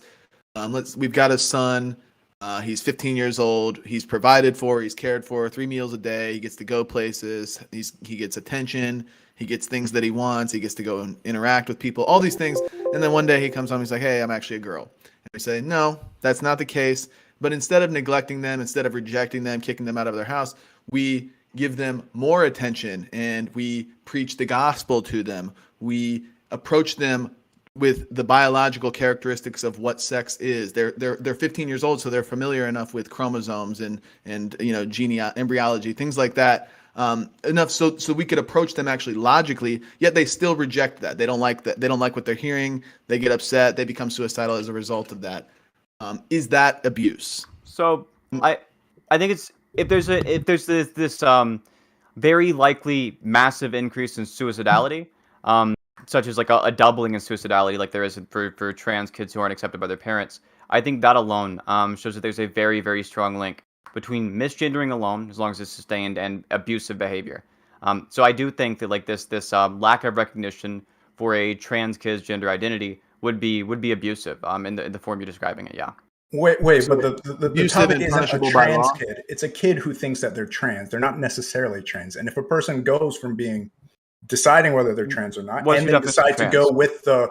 go down the trans route, all of a sudden you've like quadrupled their suicide rate. You brought them all the way up to 40%, right? Well, what qualifies as trans? That's a good question. Like we're not talking about a trans person in this case, right? We're talking about somebody who's talking to a counselor who thinks that they're trans. They're just identifying simply as a man or a woman. We're not talking about somebody who's going through transition. You did say you said it was a good question, right? Do you have any idea what the answer might be, or do you have a guess for your own definition of trans? It matters what frame I'm looking at it through. I'm looking through a binary way. It's somebody who's like born in one sex and believe that they were meant to be in another, right? That's like from the highest level. Okay, so can you answer Zen's question that he asked? Was his scenario abuse or not? Well, and to be specific, so is this abuse to the extent that it should be punished by law, like domestic abuse? Like, should the parents go to jail? I definitely don't think it should be punished by law. I definitely do not think it should be punished by law. Question for Erudite and Synth then. I mean, what do you guys think? Sure, I don't think it's reasonable to punish it by law when it's not like long enough when it's not sustained over a long enough time, and the punishment by law doesn't need to be putting the parents in jail. I think that's ridiculous. Let's say it's sustained permanently. Like I'm staunchly, adamantly against the trans ideology. Sure, if you're staunchly and adamantly against the trans ideology, I think it's very, very different from a long, sustained kind of verbal abuse, right? So I think you can be staunchly opposed to transgender, what you call the transgender ideology, and still be accepting of your trans kid. I think it's possible. I think it's doing the thing that's medically best for your kid is not necessarily in contrast with your own beliefs on the issue. But before we move on from, I want to be able to address what Wyron said. You said that a trans person is somebody who believes that they're a different gender than they are. I'm saying it matters which frame you're thinking about it, right? We're not including non-binary people. Hold on, just a moment. I'll kick it right back over to you. It's okay. The specific framing that you gave for your definition of trans was somebody who believes they're trans, and so every kid who believes they're trans would be trans. Okay, is that your definition? Well, when you made the claim, it was your definition. My definitions are going to be different. I think a person What's your definition? Yeah, I think my definition wouldn't be circular. My definition would be that a trans person is somebody who identifies as a gender other than the one they were assigned at birth. So somebody who identifies as trans is... That's the same thing. Yeah, no. Well, saying somebody is trans who identifies as trans would be circular. My definition wouldn't be. So it's a very similar definition. That's what he's trying to say, though. Like, sure. Without being pedantic, that's what he's getting at. Okay. Sure, yeah, but if that's the definition you're getting at, then the claim is the claim remains the same, right? It is the case that anybody who believes they're trans would be trans, right? No, I mean that's not necessarily the case. Not at such a young age. By your definition, Wait, yes. no. By Do your- you but think you that somebody said who that just says that they're That's the definition that you gave, though. Like identifying as a gender other than they're assigned to sex at birth. sure? What I'm saying is, it- we're talking about children here, though. We're not talking about adults identifying as things. We're talking about children going through different phases of their life. Cynthia, do you disagree on what we're talking about? We're just going by your definition, and your definition. Please That's- amend. We run. Hold on.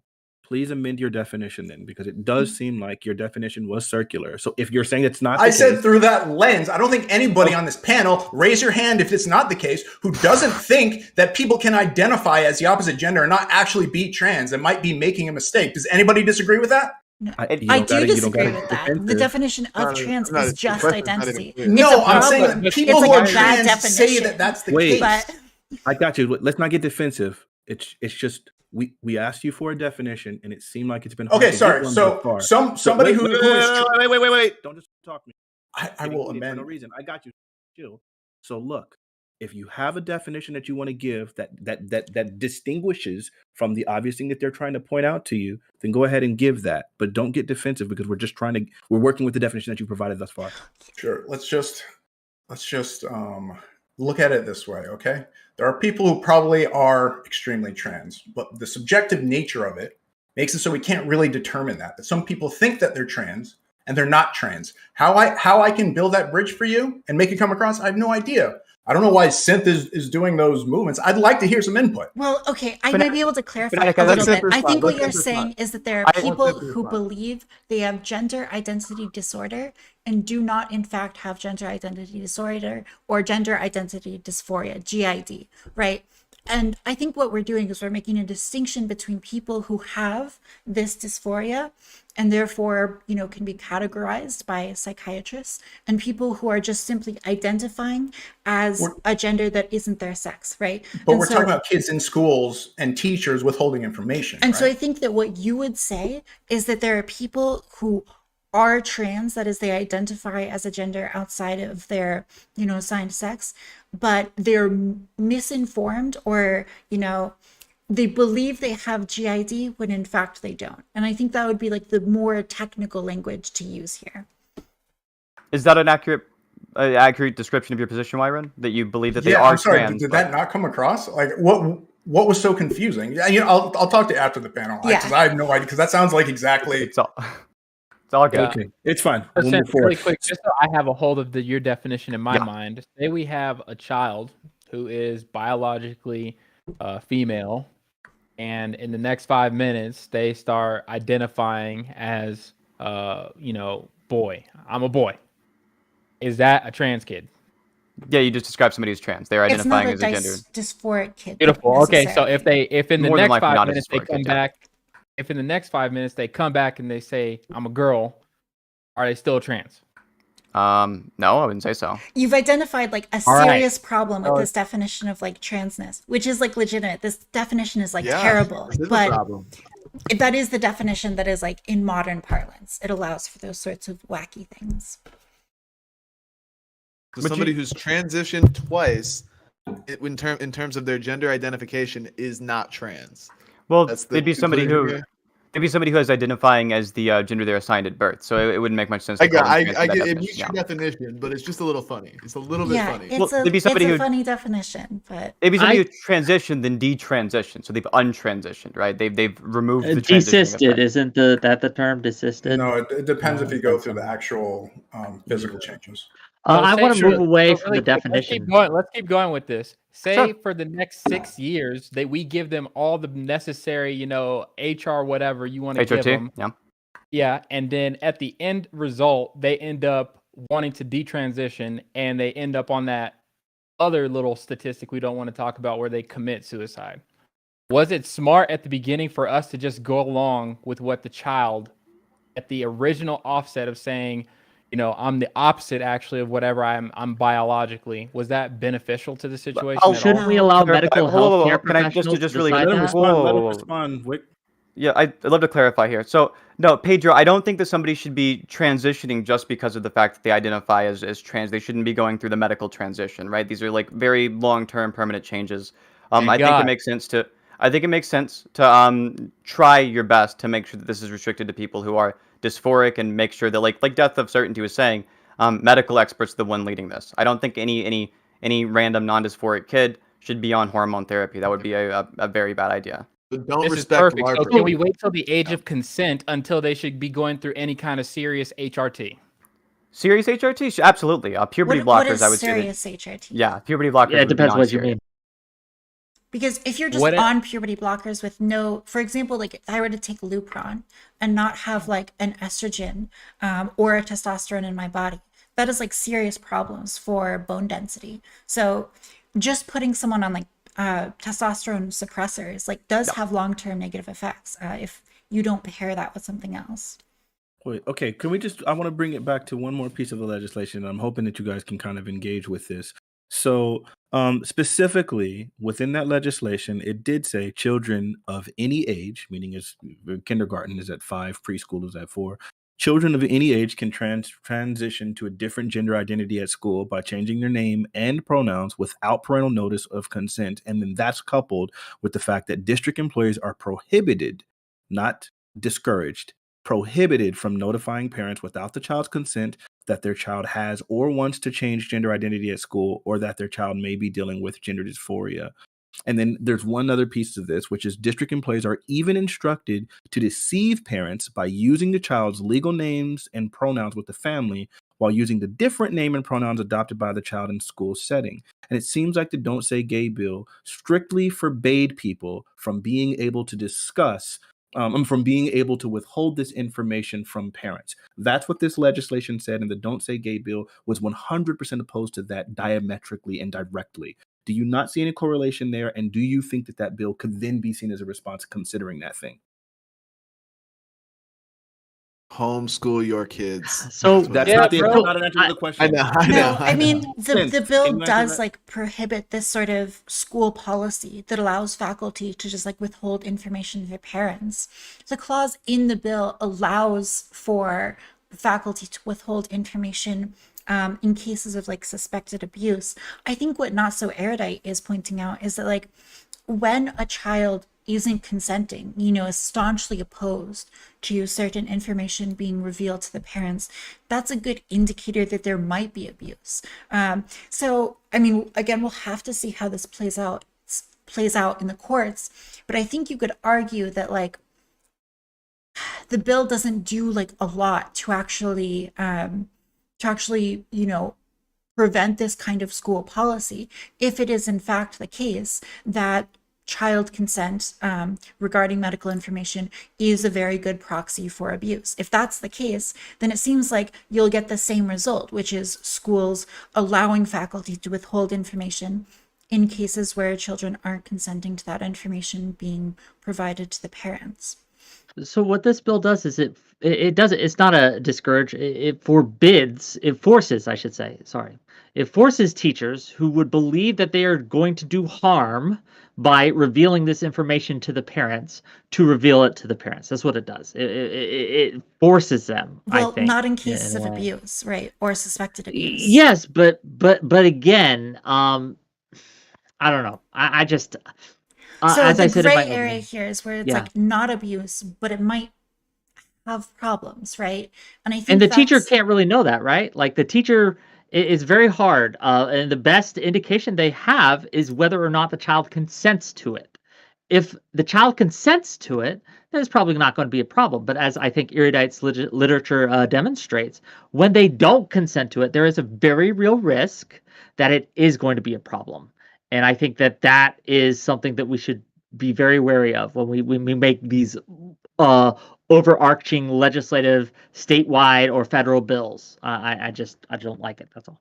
Yeah. I guess if I could address Fanatic's question, I think like this, all these bills that are kind of coming out in tandem with each other are obviously reactionary. This is something I've been cautioning against the left for a long time, which is that as you shift the Overton window further and further shit, left, guys. it's Thank actually you quite so likely much that you for get a joining me. reactionary right response as well. And so like what I'm seeing is this We're is like mostly the listening to role, Not So like Erudite here, just to be who's clear, I'm really not like a good person on on this the left issue. who says like anyone who's conservative is bad and evil and we should get rid of them. Like I think that that's obviously not the case. I think conservatives' role a lot of times in policies is to pump the brakes and be like, hold up. what are the ramifications of this? Are we sure that we just want to bring in the new and throw out the old? And I think that those are valid things. And I would love to see, I mean, I'm the academic. I'd love to see just more research to figure out, like, what are the ramifications? What are the nuanced pieces? Do we need to make sure that the bill that allows teachers to protect certain LGBTQ kids, is it limited by age of consent? Is it limited by a bunch of factors? Because we don't want to just remove all of the parents' ability to parent their children, but we also need to take a protective stance for kids who might be in really dangerous situations. And I think that, like, this toetail of policy is interesting, and we're seeing this kind of dynamic back and forth. I appreciate that, Nasser. I'm glad you don't think we're all like evil. That's always nice to hear. And you made a good note. You're warning the left because you, I think, like us, see some of the crazies who are trying to, do things that, like Sin said in his opening statement, are just weird.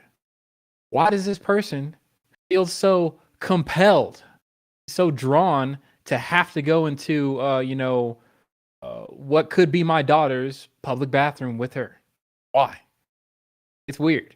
And unfortunately, we've come to this nomenclature. We've come to this moment where we have to react and we have to say, no, we don't see any reason why we can't make laws that really, you guys say it forces them to make the teachers reveal things that could hurt the child.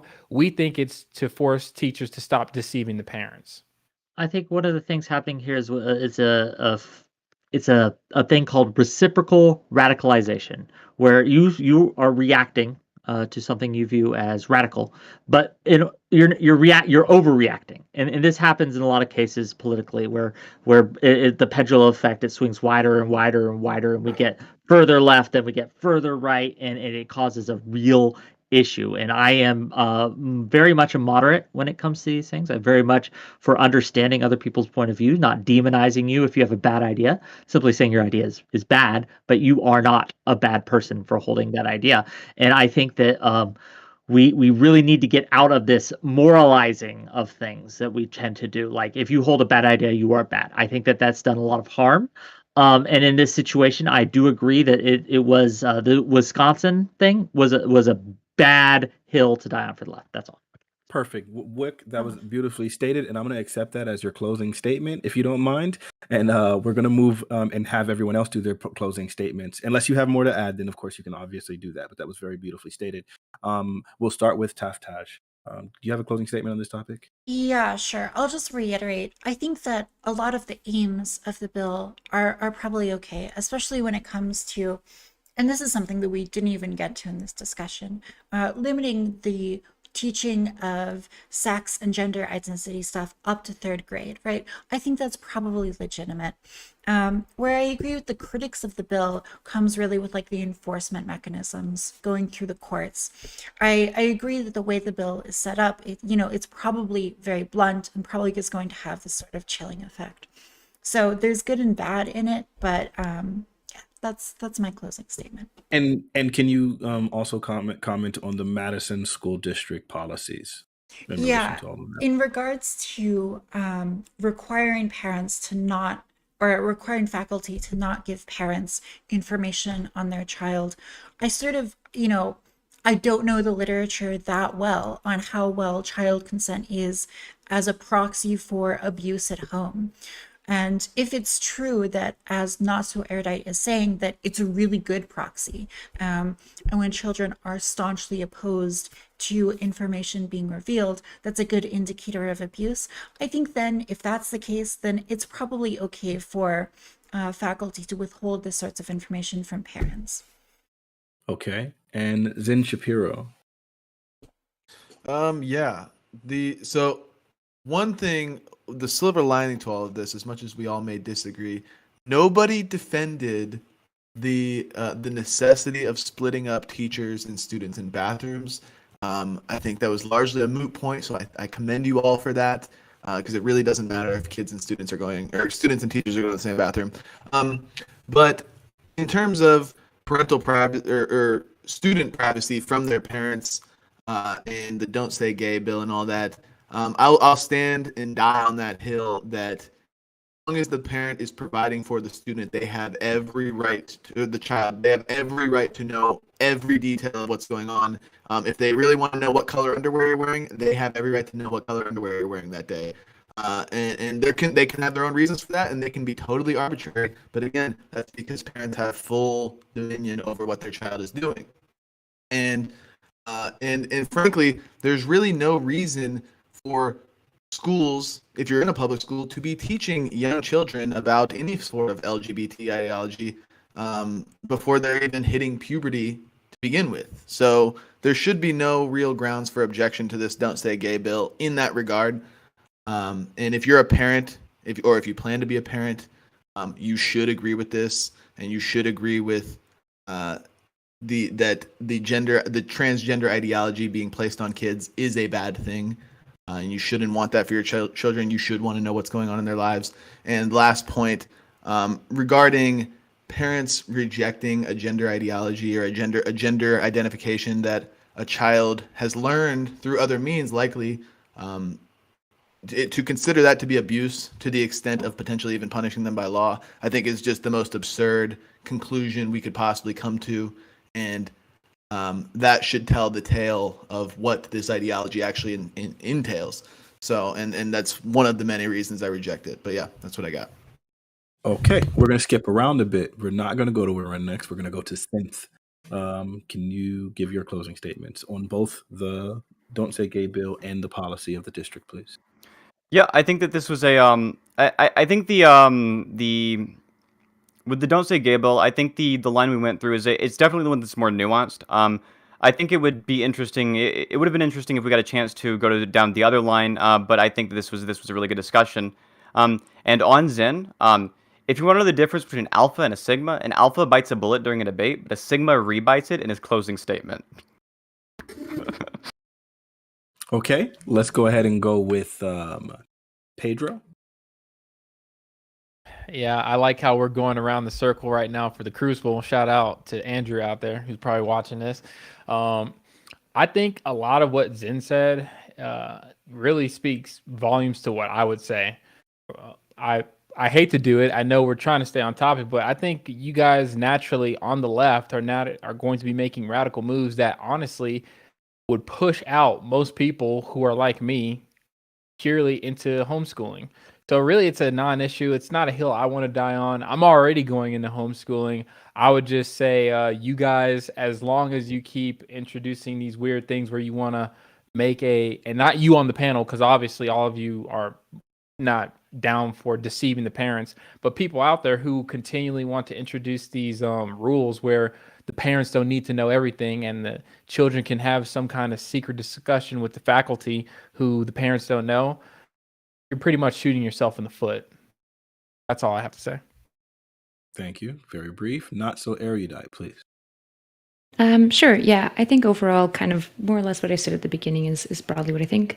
I think it's highlighted that there is absolutely a lot more concern about transphobia in the broader culture that I think a lot of times the left is a little bit unaware of, and therefore they begin to advocate for things that are pretty extreme when there's actually pretty basic stuff that they need to be advocating for, which is just like talking about like what is transphobia, what does it look like, and this I think situation actually highlights that to me. Second of all, I would say like obviously I want parents to be good, loving parents, and I think parents can make the decisions that they'd like broadly as long as it's not abusive with their child. It's just a lot of times I find that the same parents who say these things like my house, my rules, all these things get really shocked when their kids become 20 and they don't really want to engage with them. Now that's not all parents, but what I want to see overall is better relationships between kids and parents and a better education system. And I think we all have kind of a common metric on that, but obviously we differ in our views about how to get there. Okay, we're in. Sort of as far as the "Don't Say Gay" bill, I'd have to go back to exactly what I said in my opening statement, that the way we have been teaching kids in these younger grades about gender has been pretty crazy. And as soon as parents got an actual hold of it, we have the rights response, and the ambiguity of the bill serves as a tool for the religious right, the crazies, to put in who would go about wanting to use or could use this bill to implement, barbaric ideologies with the school to try and address these problems, which goes back to the whole Overton window switch we were talking about. My issue with not so erudite over abuse is I think I agree with her all of the way until it becomes it gets into that subjective nature as to whether the kid is going through a belly stage or is just maybe they're not getting along with the parents at the time. And I think I'd be more comfortable saying that we could go forward with that, with withholding it from the parents, if there's like some sort of system where we built a rap sheet for the parents to identify them as somebody who you would want to, because of prior behavior, right? From prior knowledge of the relationship with the child. If something like that was implemented, I think I could get on board with that. Okay. We're going to go to the next topic, but before we do so, I'm going to give my opinion on this topic. Since I'm a moderator, I couldn't really get in the mud with you guys, but I appreciate you guys for having it and hammering it out to some degree. So when looking at legislation, we can speedily dismiss the other side as hateful, bigoted, uninformed, or just plain wrong. While we can pat ourselves on the back in our own circles, this does nothing to help us understand where they're coming from or their motivations. This creates a blind spot that obfuscates our division and drives us further apart. The outspoken minority of a group can be any of the various labels that we provide for them, but if we approach people in good faith and decency, we can discover that the origins of their positions are, we can discover what the origin of their positions are, and maybe we can make some inroads or look for some outreach into unifying. I think it's well-founded to say that parental involvement in some of the critical aspects of their children's lives is a value that most people should hold. They're the ones ultimately responsible and will feel the impacts of the decisions made more directly and more permanently than any teacher, district, legislator, policymaker, or anyone else at an institutional level. I think comparing discomfort with gender identity revelation to the safeguards against child abuse is a bit extreme. I think outrage at widespread policy that is intentionally deceptive is warranted, as these policies rob parents of vital information that could greatly inform them on how they respond to their children, the healthcare they provide, the environment they instill, and various other topics.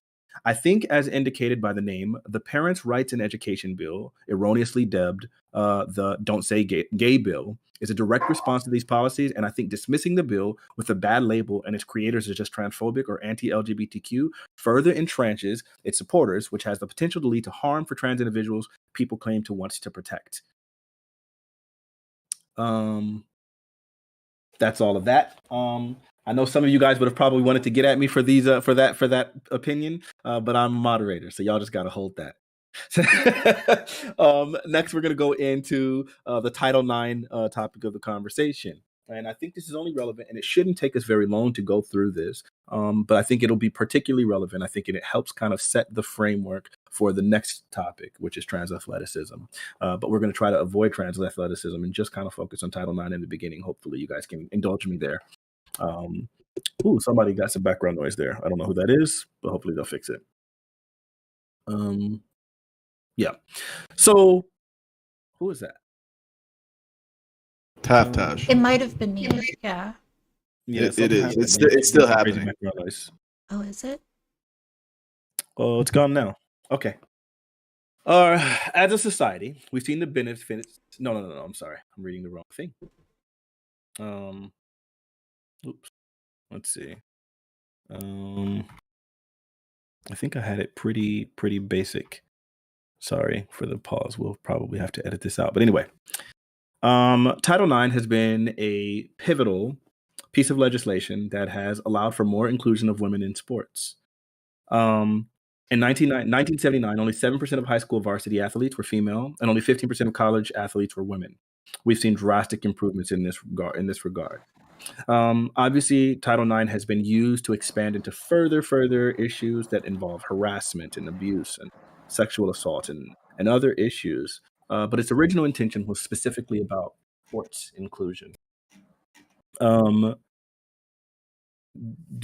you guys feel that Title IX is still valuable today?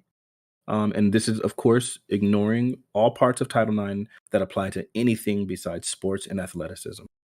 And I think we're going to start in reverse order, and we're going to go with Synth first here. Yeah, I hate to do this every time that you make a that you get like the proposition. I don't actually agree that the intent was about sports inclusion. The intent was it's a very broad intent, right? The intent is just nothing to do specifically with sports inclusion. It was applied afterwards to sports inclusion. The intent is just anything that receives federal funding, there's no sex discrimination. That's all it is to it.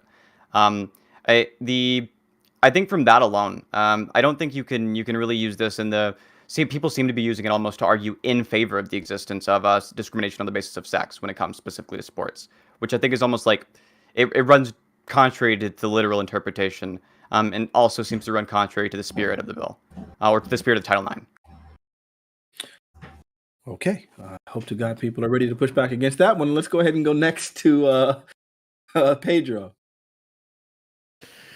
I would have to. Can you guys hear me? Oh yeah, I'm unmuted. If I had to say, I think Synth is completely right. That is the purpose of the bill originally. If you look at it raw on its face, so there's no discrepancy there. It's not to actually make this whole gender thing. It was manipulated into that. So you don't believe it's valuable anymore. All righty. Let's go with Taftaj next.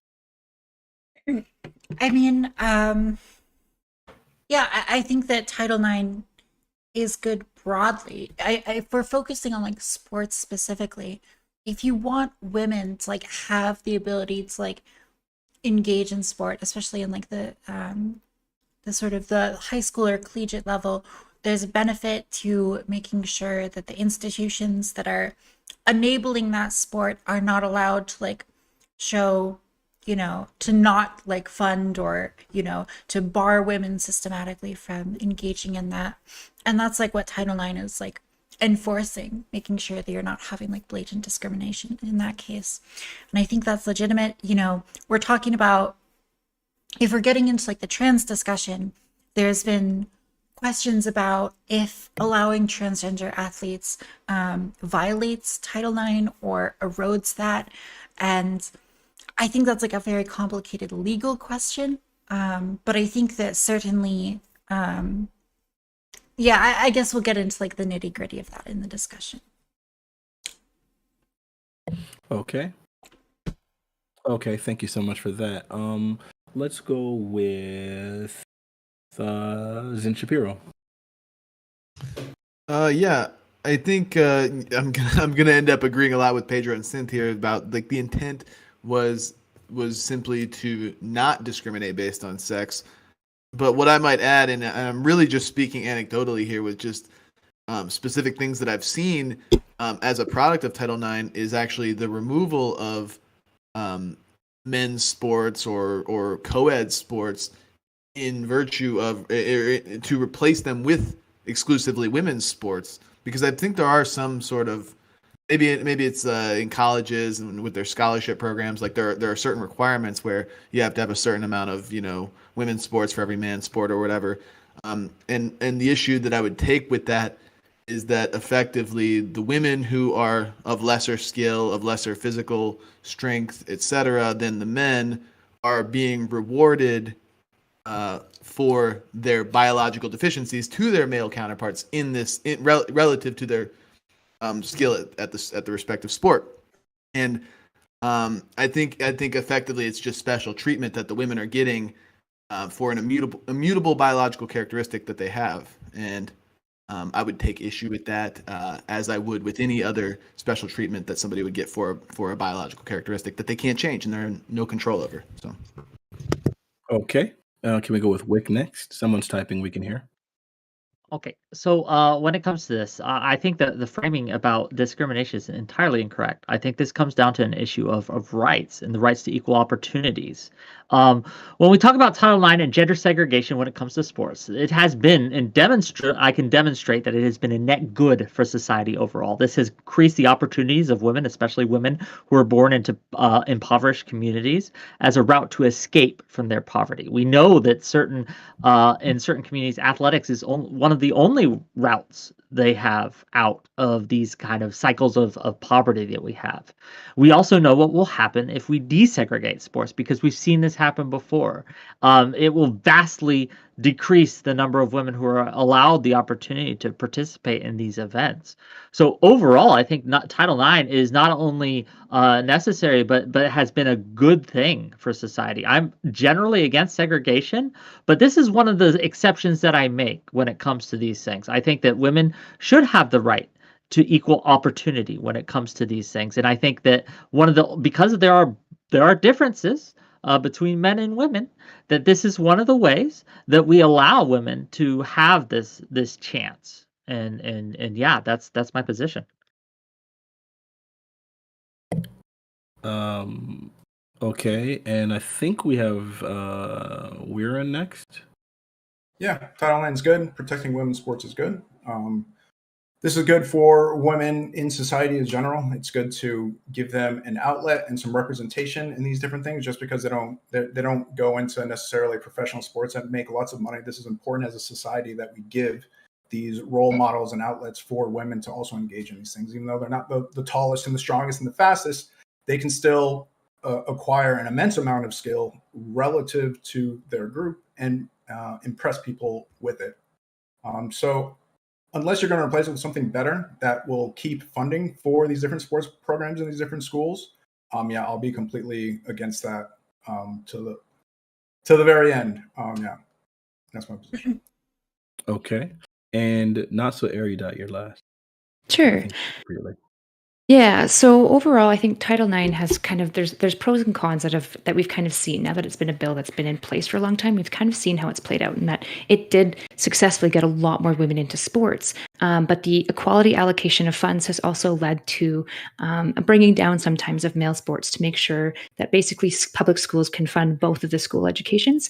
And it's tough for boys because in academics, boys are kind of suffering in every single domain in academia, except for broadly sports. They tend to do well. And so I think there can be some conversation about like the suckiness or like the one area where boys maybe excel and really enjoy is kind of getting sometimes pulled down, especially in poorer schools or inner city schools. It feels like sometimes the trade-off is kind of like we're protecting the dreams of like maybe white middle class young ladies for sometimes maybe poor ethnic minorities who oftentimes need sports to get those collegiate scholarships that other people might be able to afford otherwise. And so I think there's a trade-off on both sides. But broadly, I'm for Title IX, but I see some serious trade-offs that I don't know how we deal with that.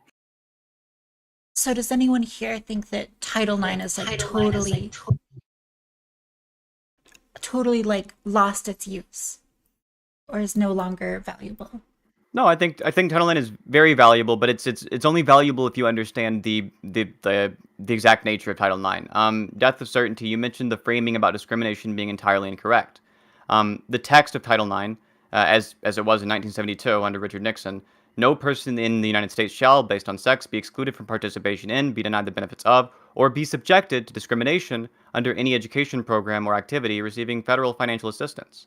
And it never mentioned sports, not even once. That's all. I understand, but I'm not objecting to that. I'm objecting specifically to saying that having a segregation between men and women is a form of discrimination. I think that at least that's how I heard it. I might be incorrect, and if I was, I'm sorry, and I apologize. Do you agree that the end result of this bill, as you read it, is that there's more women in sport? Absolutely, I agree that what are the consequences of this is there's more women in sports because you have to give equal funding to both of these institutions if you want there to be these distinct groups, right? So while it doesn't explicitly mention sport, that is a large have effect. a right? Well, it ended up being a large sports and get scholarships. Could I, before we move on, I think it's actually a really good question this is bringing up. But before we move on to that, the actual the interpretation of the bill is as in any way involving sports. Was very, very, very long down the line after 1972. If you know anything about 1972, people didn't care much about women's sports. It was actually implicitly not about sports, not explicitly, implicitly. So implicitly that some congressmen even tried to have it amended to explicitly make an exception of sports in case women's sports gained more popularity. Obviously, they didn't, so the result of that failed. But nobody interpreted this at the time to have anything to do with the idea of women's sports. That was called the Tower Amendment, I believe. Yeah, but they recognized that it could be used to interpret that, and that's why they pushed against it in the way they did. This was something that even back then they recognized that this would have an impact on, and there was some concern. Well, even in your statement, really. You acknowledged that. But then why would they strive to make exceptions if there wasn't this concern? So the reason they strove to make those exceptions to not to make these specific exceptions in Title IX for sports is because they thought it could be the case in the future that this women's sports would be more common. Those specific people did, right? Other people didn't think that was the case. They thought it was so ridiculous it didn't even need to be included in the actual text of Title IX. So it was the only group of people who thought that there was a chance of women's sports being a major common thing were the people in support of the Tower Amendment who wanted it explicitly mentioned that Title IX should not apply to sports. Title IX is not about sports. It wasn't for sports. It was for all of the other things in schools. I could be totally wrong, so like please correct me. But like my initial interpretation of reading about the Tower Amendment was like there was concern that without a Tower Amendment, the law could be used to like forced integrate sports. And people were concerned about that. Not so much concerned about like funding and maybe that the men's sports would get slightly less funding in order for the women's sports to get more funding. Or is that, were they actually, because that was my interpretation. So I've heard this interpretation as well. I think it's actually like it's an interesting way to look at it. I guess you could say it's possible that was like a thing in their mind as well. That it could have been the case that they were worried about the Title IX text as it was written being used to, as its literal interpretation would entail, integrate sports as well. I think that's also seems to be from the text and like an implication of it. And I guess that brings us to the questions that asked earlier, which was in the case of Title IX, do you think women have a right to compete in sports against other women specifically only against other women? Yeah, I think that should be so a right. That should be an opportunity. They should have the right for the opportunity to do so on a relatively equal playing field. Why? May I ask a clarifying question to that? And that entails specifically if they know that they want to go up against a biological woman from birth. I'm going to keep the trans out. I'm going to keep the trans issues out of it as we were instructed. We could. I have opinions on this. We'll get it to topic 3. We'll get it to topic 3. But to answer Zen Shapiro's question, that I think that the net good to society by allowing this to this opportunity there's no downside to this. There is, well, I wouldn't say no, but there's so little downside to this that it makes sense that when we allow women opportunities to participate in sports and to get these sponsorships and to get these scholarships and things like that, it's a net good for society. I'll give you a downside right now. What's that? It's that colleges. We'll just go with specifically the example of like colleges and scholarships. Do you think that it applies to high school as well, or no? Or is your objection? We can talk about that. College? We can talk about that potentially, Okay. but I want to give you a very specific and undeniable downside to this, and it's that colleges typically have a very set and stringent amount of scholarships that they can give out. Let's just say it's 100 total scholarships, and let's say that currently the football team is receiving like 90 of them because it's like the most popular sport at a given school, and due to Title IX restrictions, they now have to have a women's football team as well.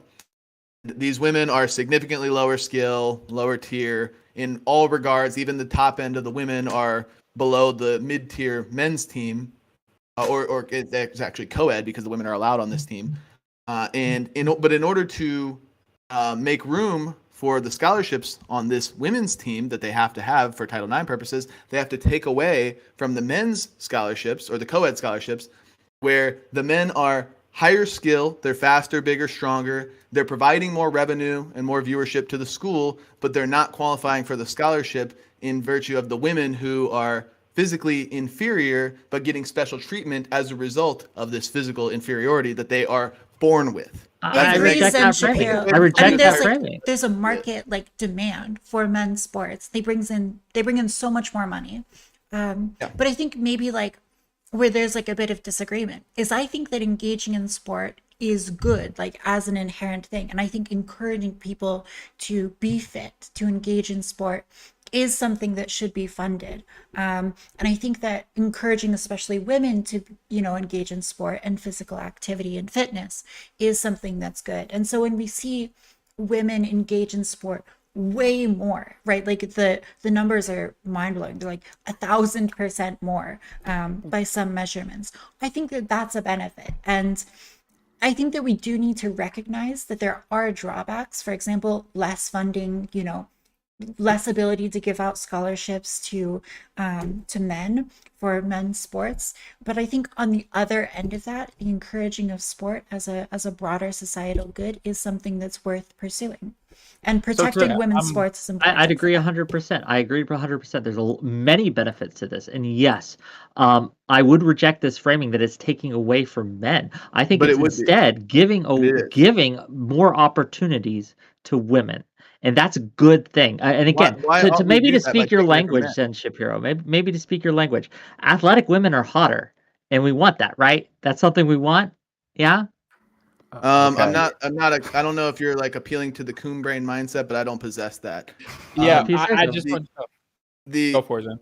well, no, you're saying it's good to give to women, but in order to do this, we have to take away from the men who are objectively higher skilled and better at the sport, and they bring in more viewership if you're going to appeal to like revenue or whatever. Yeah, but or, revenue isn't the whatever they bring only in. metric we should be using for these things. Why is What's this the metric? What's the metric?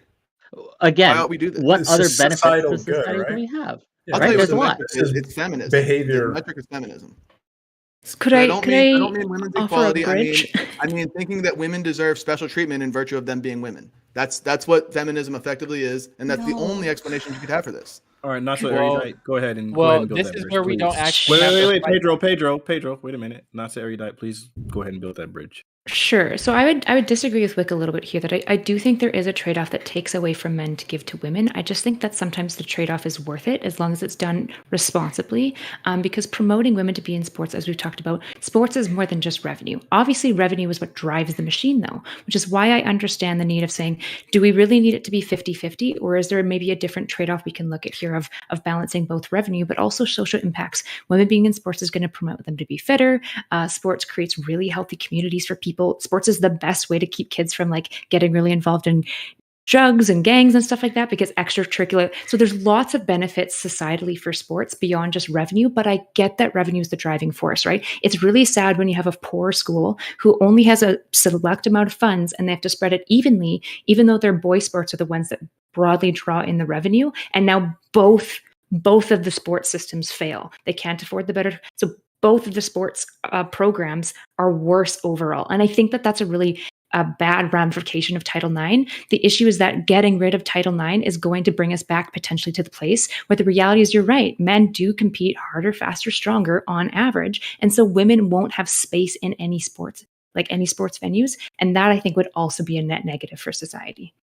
Why would that be a negative Yeah. for society? Oh. Nobody watches the WNBA anyway. Because I just Well, told you, because sports is good for well, community. no, It's good for And you don't have to- self-development. You don't really have to fight this, because watch this. This is the frame they're building, and it's so lovely. You got to use it. You got to, like I said in my opening statement, we're going to work in their worldview. We have to work in their worldview. They're telling us that instead of the 90 scholarships that would have went to the 90 football players who are just skilled, they have it banging there, they would have brought in revenue, that there now has to be a cutoff point that we're going to send over to the women's side, right? There's still going to be those guys there who are super skilled, and if we would have kept things how it was, they would have made that scholarship, but we're going to move the scholarship over to the women's by mandatory and say it has to be dealt out some over here. In the next part of this conversation, on the third topic, I'm going to tell you exactly what that does. So, Okay, it's a wait. beautiful- So, it's a beautiful frame. We don't what wanna would lose it any look of like? them. Sure. So, what would it look like to you if they just added 90 more scholarships to women, to women's sports? Well, you can't create asking money out me? of thin air.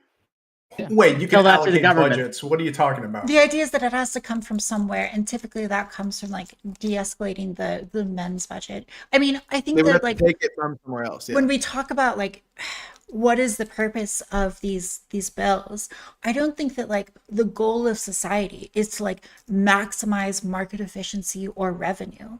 I think that when we look at sports and engaging in sports, I think there's a virtue there that is worth pursuing, even if it's not just like the most consumptively, like productive or optimized move. There's lots of things that are like consumptively, productive or optimized, but I think that are negative, right? Like, like heroin dens, they're going to create like GDP as people consume and burn out on them.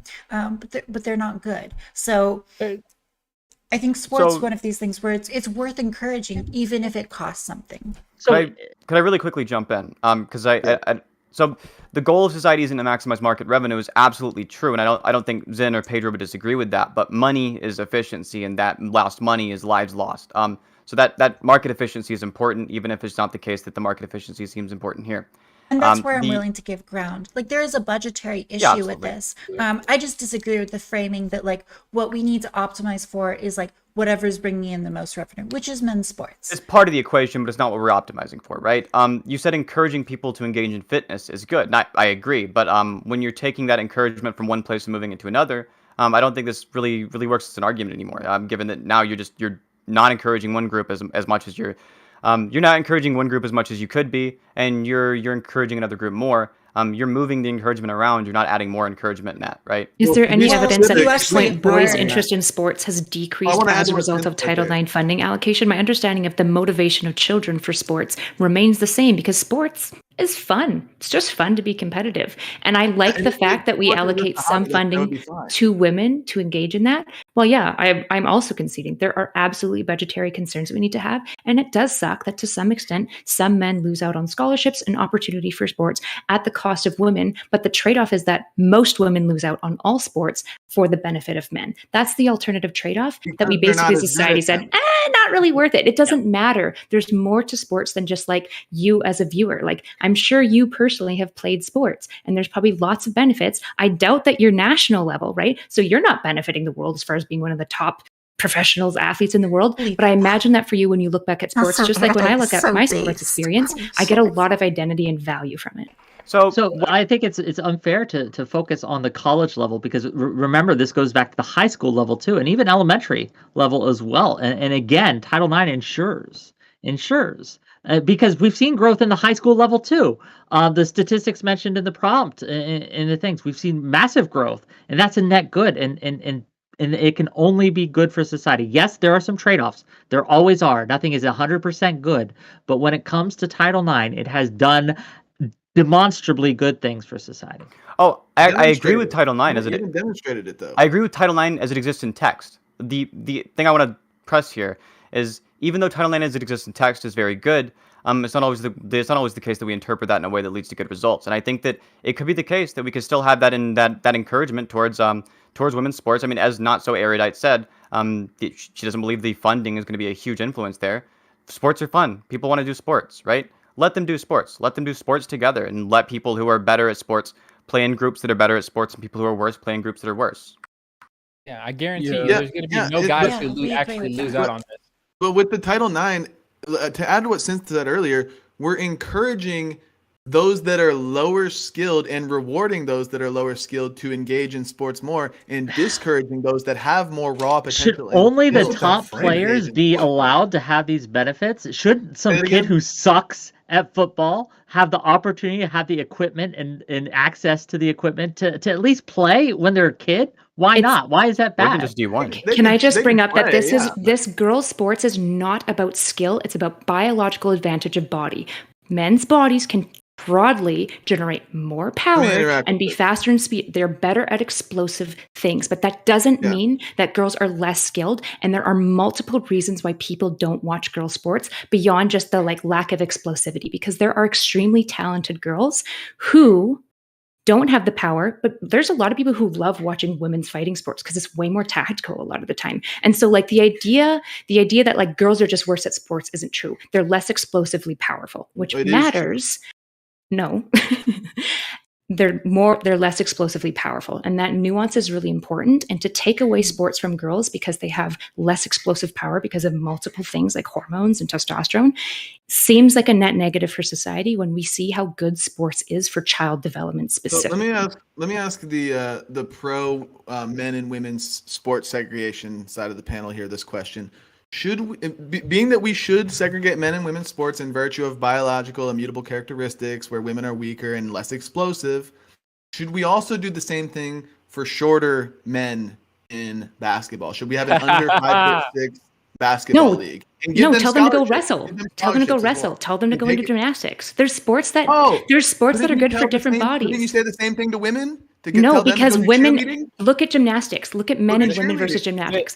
Don't Every buy- single sport that is explosive based, men will outperform. The reason for the segregation is because of the biological differences of these bodies, and it matters. But that doesn't mean the women We are must less protect them. We must skillful. protect their Well, biological if deficiencies, guys correct? under 5'6" want to create a basketball division and they want to compete with each other and film it, why not? Like, sure, you can do that. No, You they can should create also that get division. scholarships, right? And they should be taken away from the taller basketball I players. mean, I right? don't think guys under 5'6" are like a protected class, or we you know, have a to class do this that's to be like consistent. desperate for sports.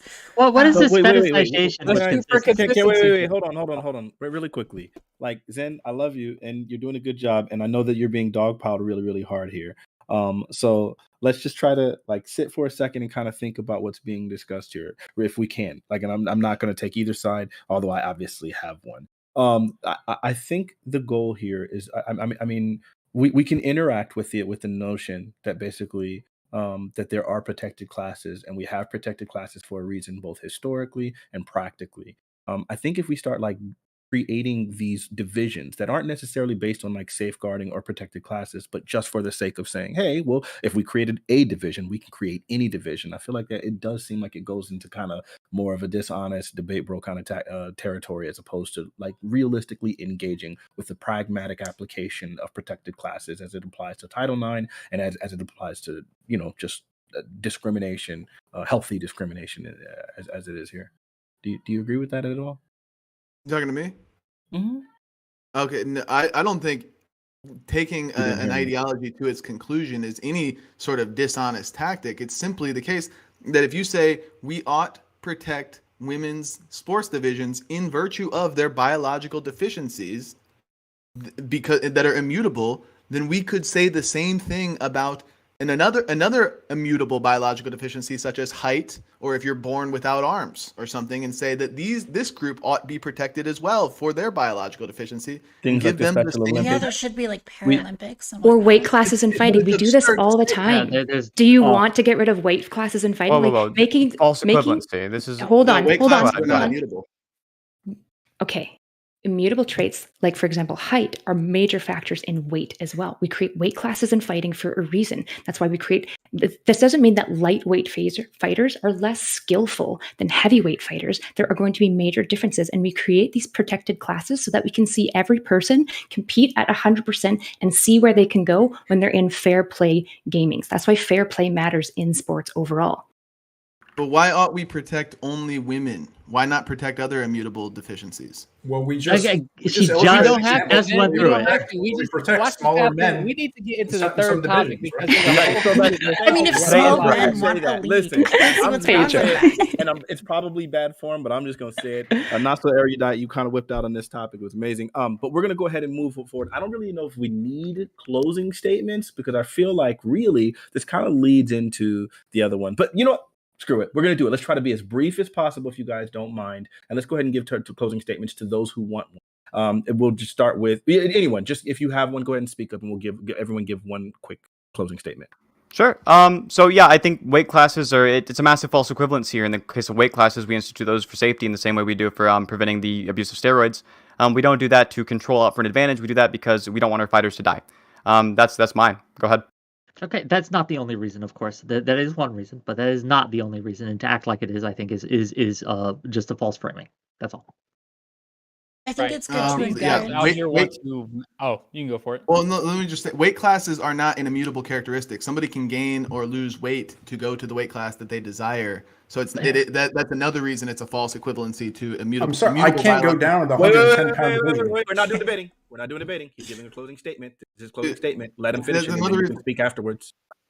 It's another reason it's a false equivalency, because it's not an immutable characteristic. And I feel like my concern is actually not being addressed here. You can call it a debate bro tactic all you want, but it's very valid to say if we're going to protect one class for biological immutable characteristics that they are deficient in as opposed to their counterpart, then we should protect other biologically deficient classes for the same purpose and give them the same benefits, give them the same protections. And if we can't do that, then we're inconsistent. I mean, And I'll I'm bite done. the bullet on what Zen Shapiro is saying. I think it's This is your good. closing statement, by the way. Go Yeah, ahead. this is my closing statement. That I think it's good to encourage people engaging in sport, right? And if you have a group of people, say like men under 5'3", who you find like never engage with sport, but like if you threw some money to like creating a league that allows them to engage with it and makes them much more interested, and therefore like reduces obesity, allows them to like do something that's good and productive for the community and so on, I don't think that's the worst thing. I don't think it's the worst thing if you created a league for men under 5'6" or whatever. Obviously that's not going to become the next NFL, but like I don't see a problem with that. Yeah, my Right. opponents here on Oh, no, Go go ahead. ahead. I'm sorry. Go ahead. Yeah, my opponents here on the panel have made two resonating statements with me. It's not all about revenue, right? It's not all about revenue. And also it's about being more inclusive in these spaces, right? So I think we can take their degree on this. People on my side, Zen, you might want to come with me on this one, because the path to least resistance that yields the absolute most utility is this. They want to make it so that everybody gets to call themselves whatever they want and enter into any arena that they want. What does this mean simply? The guy who thinks he lost out on his scholarship, he didn't lose out really. All he has to do is be strategic of the mind and say, you know what? My scholarship that I would have attained is going right over there to that league. I'm just going to claim that league and I'm going to dominate. And that's exactly what's going to happen in this third topic discussion. And what really happens is, naturally, us guys, since our space is being deleted perpetually, we get to just claim the entire space. So very easy, very simple. Okay, we run. Marsha said, I think protecting women's sports is good. Title IX, good for the most part. Come up with something better. I'd like to hear it. But I kind of want to go back to this idea that we're taking away from some men and their opportunity to like go to college because the school that they go to is like underfunded and they don't have good outcomes from the academic standpoint. My solution isn't to like take away women's sports for that. My solution is to give more money and to improve those schools academically. Okay.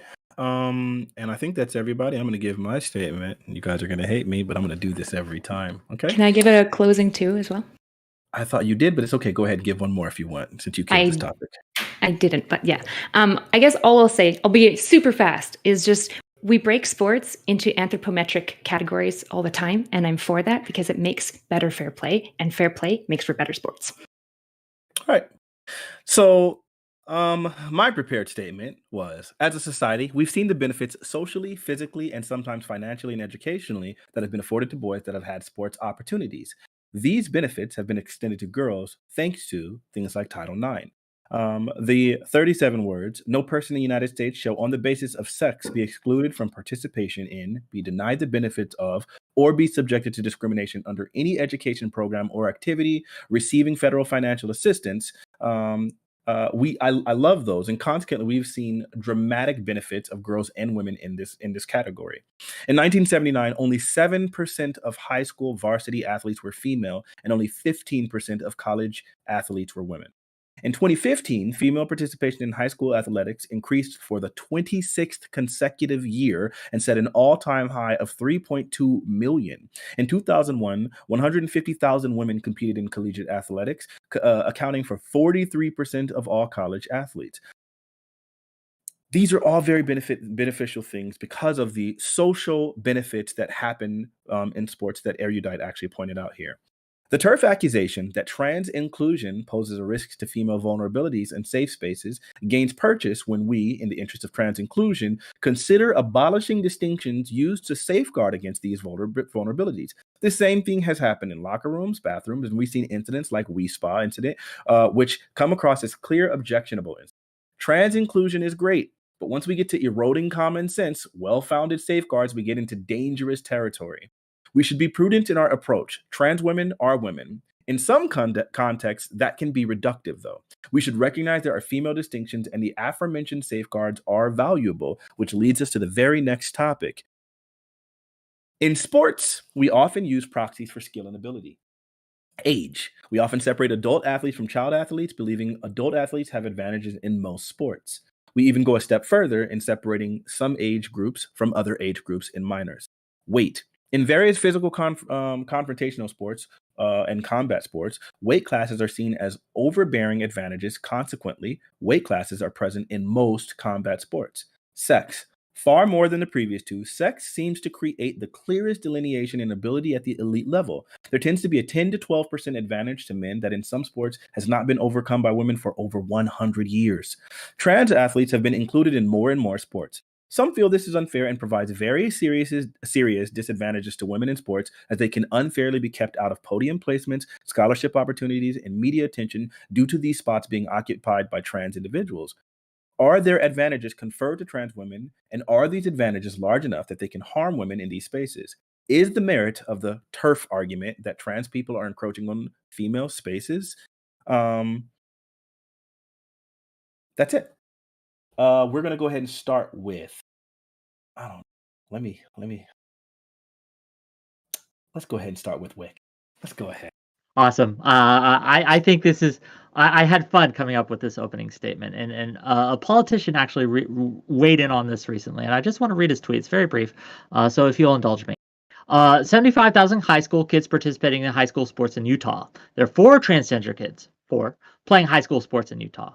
1 transgender student playing girls' sports. 1. 86% of trans youth reporting suicidality. 56% of trans youth have attempted suicide. 4 kids, and only 1 of them playing girls' sports. That's what all this is about. 4 kids who aren't dominating or winning trophies or taking scholarships. 4 kids who are just trying to find some friends and feel like they are part of something. 4 kids trying to get through each day. Rarely has so much fear and anger been directed at so few. I don't understand what they are going through or why they feel the way they do, but I want them to live. And all the research shows that even a little acceptance and connection can reduce suicidality significantly. For that reason, as much as any other, I've taken this action, vetoing the bill, in the hope that we can continue to work together and find a better way. And this wasn't some crazy lefty. This wasn't some left-wing, Democrat guy. This was the very Republican in a very red state, Spencer J. Cox, the governor of Utah. And that's what this is. When we talk about these things, yes, there are discussions to be had, but let's keep this in perspective that this is so few. We're talking 0.44% of athletes in high schools that are transgender. When we talk about this, we have to realize that it's just not an issue as it's being portrayed. And that's my opening statement. Thank you. All right, rather lengthy, but we'll go ahead and go to the next person. Wirren, what do you got? Sure. I think when as a society, we decided on these different sports categories based on the classic definition or groups that we make, based on who we are, the binary genders. I think at some point, I just want to advocate for somebody who's born with one body, who's going to be qualifying for this one sport. We shouldn't let them go to the other category with the other body type. Because we made this distinction for that very reason. We can go into things about HRT and hormones. There's a lot of things to talk about, but I think the onus is on the people who are making the claim that this person qualifies for this category, and I don't think that burden of proof has been met by anyone. Okay, Pedro. I share Wirren's sentiment, but I totally understand the numbers that Death of Certainty is coming up with, and I got to tell you, the natural conclusion is those numbers will increase drastically over the years as men who would have qualified for the spots that they could have gotten if everything stayed as the status quo deemed. They will use their abilities now in a different arena to say, hey, I'm not going to just let myself get kicked out of the spotlight that I would have gotten the entire time. They're going to move over to the sport where they will get the gold trophy. And we see this happening already. Please respond to that. Absolutely. So I'm really glad we did topic 2 and then topic 3 in the order we did. This makes life really easy. Trans women's primary advantage is in height. When you control for the 3 or 4 inches in height on average, the advantage is gone. If someone immigrates to Laos or Guatemala, and they're from Serbia or Croatia, they'll have a much larger height advantage on average. It's not even close. It's not unfair for the most biologically advantaged participants to win, especially when they're only 0.3% of the population. Obviously, we don't want people competing who are wildly outside the scope of female capacity, but the idea this applies to trans women is silly. Normal people don't even know what a TERF is, so combating their arguments isn't important. What's way more important is winning over normal conservatives, not the weird people having meltdowns on Twitter. I love it. April. Right. Women's sports divisions were created as spaces for biological women to compete against biological women. They weren't created as places for anyone unable to compete with men in the men's sports division.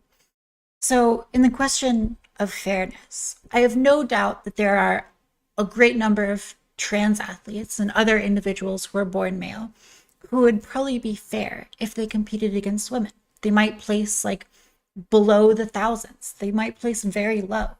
But I don't think that's the purpose of these spaces. I don't think the purpose is to allow anyone who wouldn't be able to compete with men. I think they're to provide spaces for biological women to compete against biological women.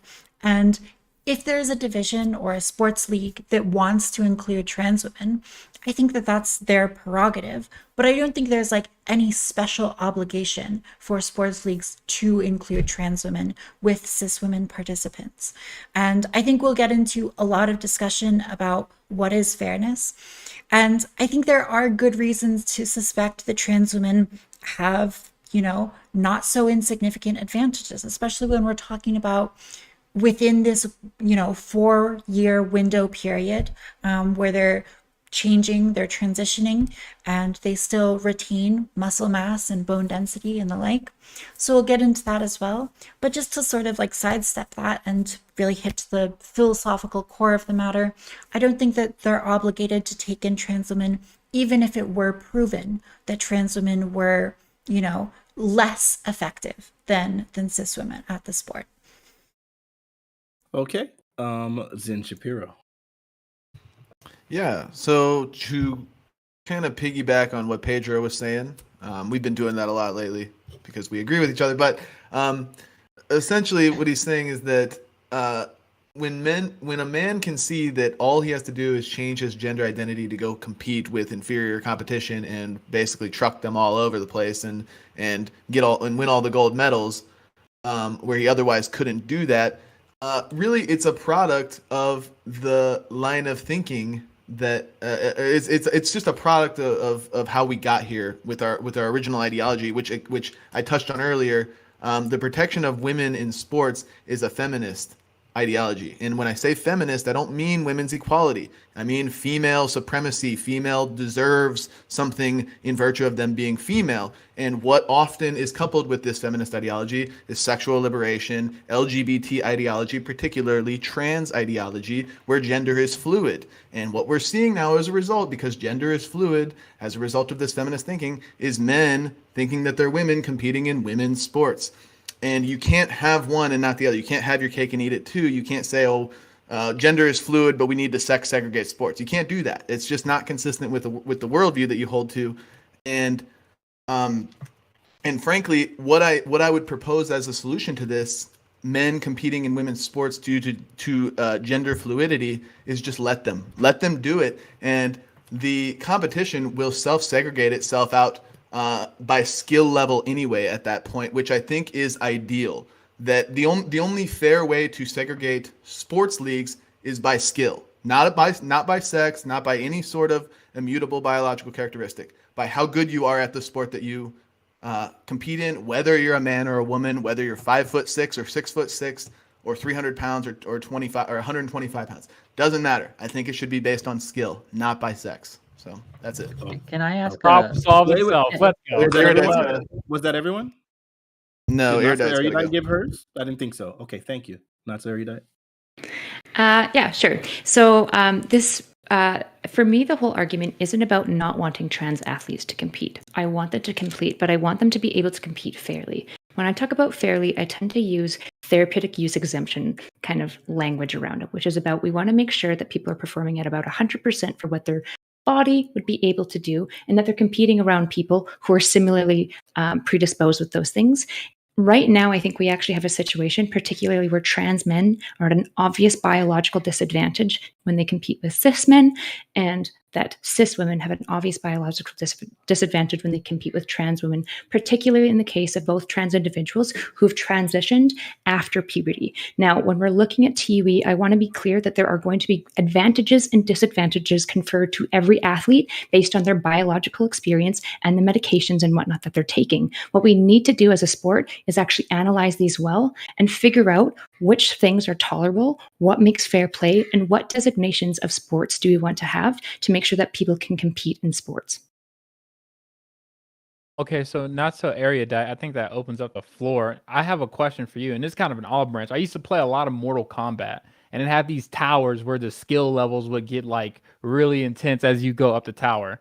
What if we just leave it and we just open the floodgate and we let them go through the Mortal Kombat tower, and then naturally you'll have a tower where it's all these natural women who were never in the transition stage or whatever. It's going to be somewhere in the middle tower, probably, where all the trans people are, whatever you want to call them, and then probably at the top, the biological males who never had to transition, didn't worry about their scholarship. They're just going to be at the top. So we just divide it by skill level, and this problem solves itself. Well, again, this is the issue in that skill level isn't necessarily the same thing as physical power capacity. So that's going to be a huge thing that sees people rise to the top, particularly in sports that have to do with explosive power. Endurance sports actually already do that. It seems to be the case that whether you've got testosterone or anything, hemoglobin are broadly the main things that make people good marathoners, and a lot of grit, especially when you get into super marathon. So in sports where it doesn't seem that like sex and gamete and chromosomes and hormones and all those things that make an athlete matter, I'm fine with eroding gender things. I'm even open to the idea of perhaps having a female category and an open category. I'm fine with lots of things. I'm fine with looking at handicaps. All I want to do is make sure that trans women can compete and that they feel comfortable in the spaces that they're competing, and that cis women aren't going to be eroded out of sportsmanship. Can I really quickly? And trans men won't be eroded out of sportsmanship. I want to address a few things. So not so erudite. You said trans men are at an obvious biological disadvantage. I think the data on this is pretty inconclusive at the moment. But It's not. The only data I've seen on it actually says the exact opposite. Like, so for example, the U.S. Air Force study, which shows that for trans men in particular, after taking just 1 year of masculinizing hormones, there is no longer a difference in push-ups, run times, and number of sit-ups are actually increased in trans men compared to their cis male counterparts. The data is pretty inconclusive, but that data, most of it seems to lean on my side. Toftaj, you said that they were created for biology. It's funny because earlier you said that the argument was that they were created to encourage people to engage in fitness because that's good. Trans people need to be encouraged to engage in fitness as well. They also to engage in fitness, though. Biological as women. many people as possible. That's why there was a sports league created for biological women. Do you only think we should be encouraging biological women to compete in sports? No, I don't. But I think that's the intention of creating female divisions, is to encourage biological women to engage in sports. I think it was to give them equality of outcome. Equality of outcome as opposed to equality of opportunity. Let's be clear. No, but no. I just want to question outcome. to Pedro and Zen Shapiro real quick, if I may, is that so given that we have data on this, we have numbers.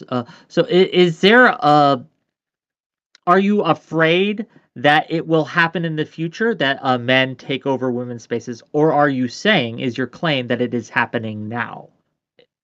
I'm saying that if we go ahead, Pedro. No, you can hit it. Okay, I'm saying essentially, like, if we keep going down the path that we're going with gender fluidity, that's what's gonna happen. And frankly, if it does, then that's fine because it's just gonna self-segregate by skill anyways. So you would agree with me then? Wait. My part two to that is this. It's gonna, because I like to give you a visual. It's gonna be like, have you ever worked in the chemistry lab and you got 3 liquids of 3 different viscosities, and you saw you poured it at lunch, you poured them all together, and what happened is you went to lunch, you came back, and they were totally separated. You can totally see, hey, that's water, oil, and that's some other thing of some different viscosity.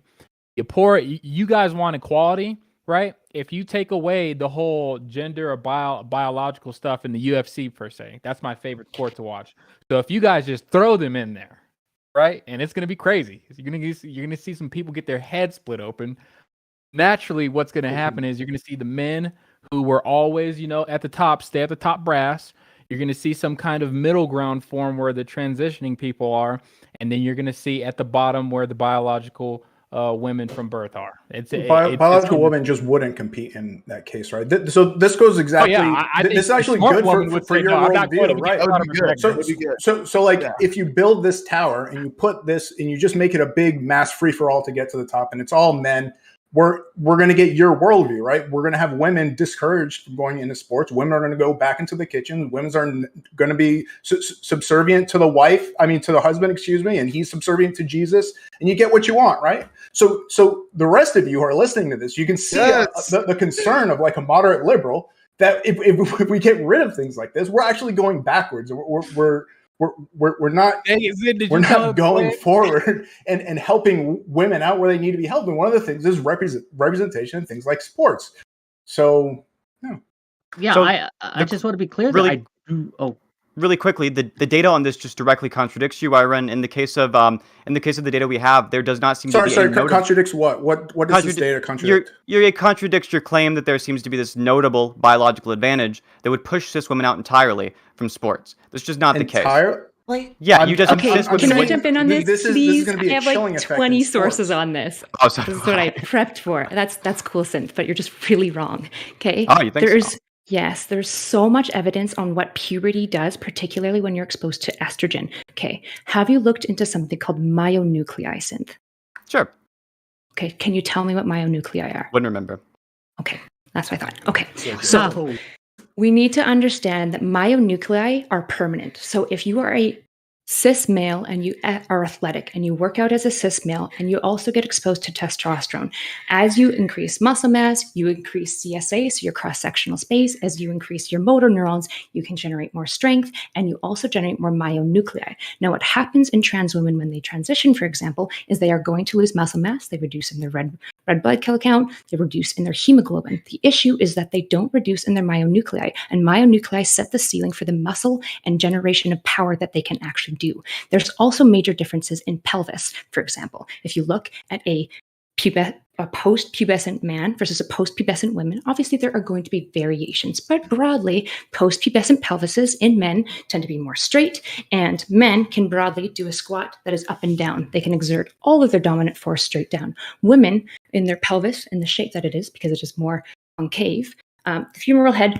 bats into the pelvis dish here, and so women, when they squat, actually have to shift their pelvis and legs out a little ask you bit, a question? creating their force to go both X and Y. Ask your and question Z. really fast. This is Sure. a lot of information. I agree, but what if this shows that this bears out in the actual athleticism? All the data we have on that shows that there isn't a difference. Sorry, can you say that again? Yeah, what if this shows that any of that bears out when it comes to actual athletic performance? What we actually see that there isn't a statistically significant difference when we look at like the U.S. Air Force studies or any other studies that are done on the actual athletic performance of trans athletes. So you have to be really careful. So when you look at meta-analysis, there's lots of really bad ones on both sides of the camp. And so when I was looking through the meta-analysis, there was a lot that I had to toss away because they were objectively anti-trans. But there was a lot that I had to toss away because they were objectively trying to argue that trans are not different. So there needs to be more data on this. The myonuclei is really... Can I ask a question? You said Sure. it needs to be more data. You told me it wasn't inconclusive. It is not inconclusive about myonuclei at all, and testosterone levels hold on. matter a lot. The claim that you said it wasn't inconclusive about wasn't about myonuclei specifically. It was about trans sport specifically, and the idea that I don't think trans you're men already- understanding the imperative of myonuclei that in sports. Well, can I Myonuclei are give a not real broadly world studied. example? I couldn't Incredibly find... bad faith. This is not bad faith at all. Okay, The I really problem- want to push back against Synth, though. This Air Force study wasn't about athleticism. I was in the Air Force. I'm a former Air Force. It's push-ups, it's sit-ups, and it's runtime. And yes, those are factors, but that's not athleticism. Runtime is athleticism? To act But as if that but is really the quick, same can we just bring thing it back down is to a just basic fun. level? Hold on, Wait, let wait. me wait. I'm gonna jump in really quickly. Let me just make sure. We're gonna really hyper focus very briefly on this airport study to make sure that we're all in agreement on that really quickly, right? Sure. So what Synth is basically saying is that that there was an airport study and that they were able to test and they found out that trans people were able to outperform trans men were able to outperform cis men. That's what I think the study was saying. They outperform them specifically in sit-ups. They don't outperform them in any other area where they match them exactly.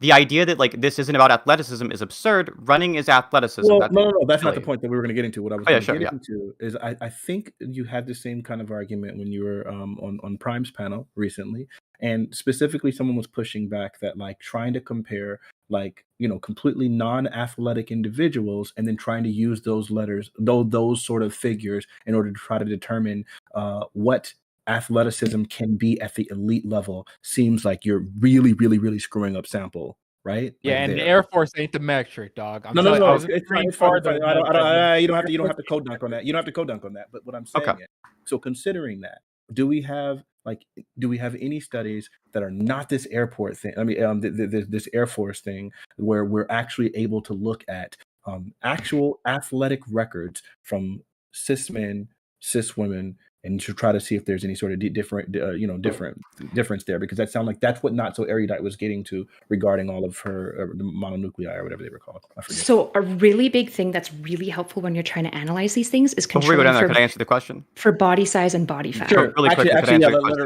question? Let him respond to the question. Okay. So in the case of the actual the data we have on the athleticism, the extremes of athletes, due to the fact that there's a much larger number of cis female athletes than there are of trans women athletes, it's just the case that any kind of extreme, you're going to find more in cis female athletes. There are plenty of basketball players who are cis females, for example, who are exceptionally tall, but you will not find 2 trans women who are that tall because trans women are simply not enough of the population. It's the idea of comparing these groups, the extremes of these groups. One of them has a much larger size, and those extremes exist in larger numbers. No, like your understanding of the No. statistics of height is not good. If you look at someone who's 6'3", at like there's a higher and you know that they identify as a woman, there's a higher chance that they're trans than cis, right? And that's accounting for the fact that trans people are like such a small proportion of the population. Like 6'3" women are just like so extraordinarily rare that the chance of you being trans is higher than cis at that level. 7 foot tall. Yeah, I agree. None of that conflicts with what I said. A 7 foot tall woman, for example, the chance of that person being trans is 0. There aren't enough trans women for that to be the case.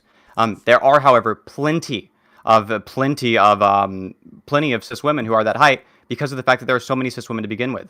None of the things you said conflict with what I said. So if you're telling me you have a misunderstanding of the statistics of height, something you say should at least disagree with me. Okay, so when it comes to the Air Force study, what I'm trying to ask you is, did they control for body fat percentage and body size? Because this is really important. Really, really, really important. Did they control, when you say body fat percentage, I'm guessing you're meaning like BF. They didn't control for BF.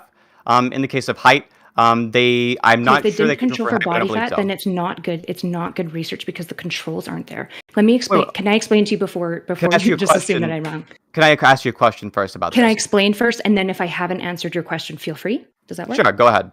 Okay, so body fat is really, really important when looking at this because when you look at cis women and cis men, there are different body fats needed to sustain life.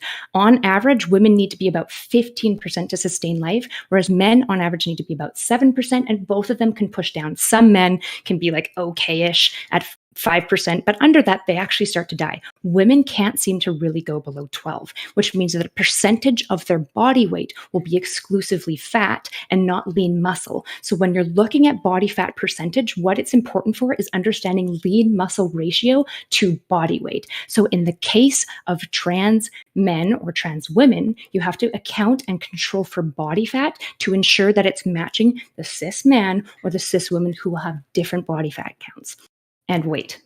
So when it comes to body fat, these are going to change drastically on somebody who's on hormones. So controlling for this would seem strange. Trans women or men are not going to go below. Points. I'd like to respond to at least some of those. So the argument you're giving me of we should be controlling for body fat percentage, actually we shouldn't be. The argument you just gave is a reason why we shouldn't control for body fat percentage, because there will be innate advantages to one group over the other when it comes to body fat percentage. If we control for those, we're controlling out an innate advantage. We shouldn't do that. Why do you feel that we shouldn't do this? What innate advantage do you think I'm conferring? I feel like maybe we have our wires mixed because it feels like we're saying the opposite things right now. Sure. Can I get in a bit? Sure. Is it exclusive? Okay, so Not So Erudite, I'm going to be honest. I don't understand everything you're saying, but I'm going to ask this out blatantly. A man who punches, say, like at a score of 863, right? When he Mhm. transitions, so for like say 2 years, and then will he still be hitting within that 800 range? So, Wait. and what's the question in there? I'm Sorry. sorry. Wait, The power of this feels force like a really generated. insane deviation from like where they were going. I thought you were gonna like add on to it in some sort of way. Are you just wanting to just completely run Yeah, away I'm from trying it? to and go- bring it. I'm trying to bring it out to here. Wait, Does a okay. man who generates the amount of force when he was, not transitioning, going through any HRT, he's going to generate amount of force with his fist in the UFC when he strikes something. Does that drastically change over a 2-year span? Okay. Yeah, this isn't quite. So when we're looking at things like push-ups and all sorts of stuff, I'm just going to kind of go back to what me and Cinta are talking about. Sorry. Push-ups are about relative strength. So they're not a direct measure of strength. Sit-ups are not a direct measure of strength because sit-ups and push-ups and pull-ups are all going to be relative to your body size, your body weight, your lean muscle composition, et cetera, et cetera, et cetera. So when you're looking at any trans individual versus a cis of the opposite. So if it's a trans man, you need to be controlling for body fat percentage to make sure that their relative body weight is similar and their lean muscle ratio is similar. So I understand the argument you're making now. In the case of these specific forms of athleticism, you're saying the fact that one group is going to be heavier on average means that that group being heavier is a disadvantage to that group doing the activity of push-ups or sit-ups or sprinting. Yeah. I agree, but this also bears out in the actual athletic field in which they also have these as disadvantages on their bodies, right? People who are heavier are not going to be able to run as fast as somebody who's lighter weight. So this advantage is something you're controlling out of when it's the kind of thing that would also lead to better performance in the athletic field.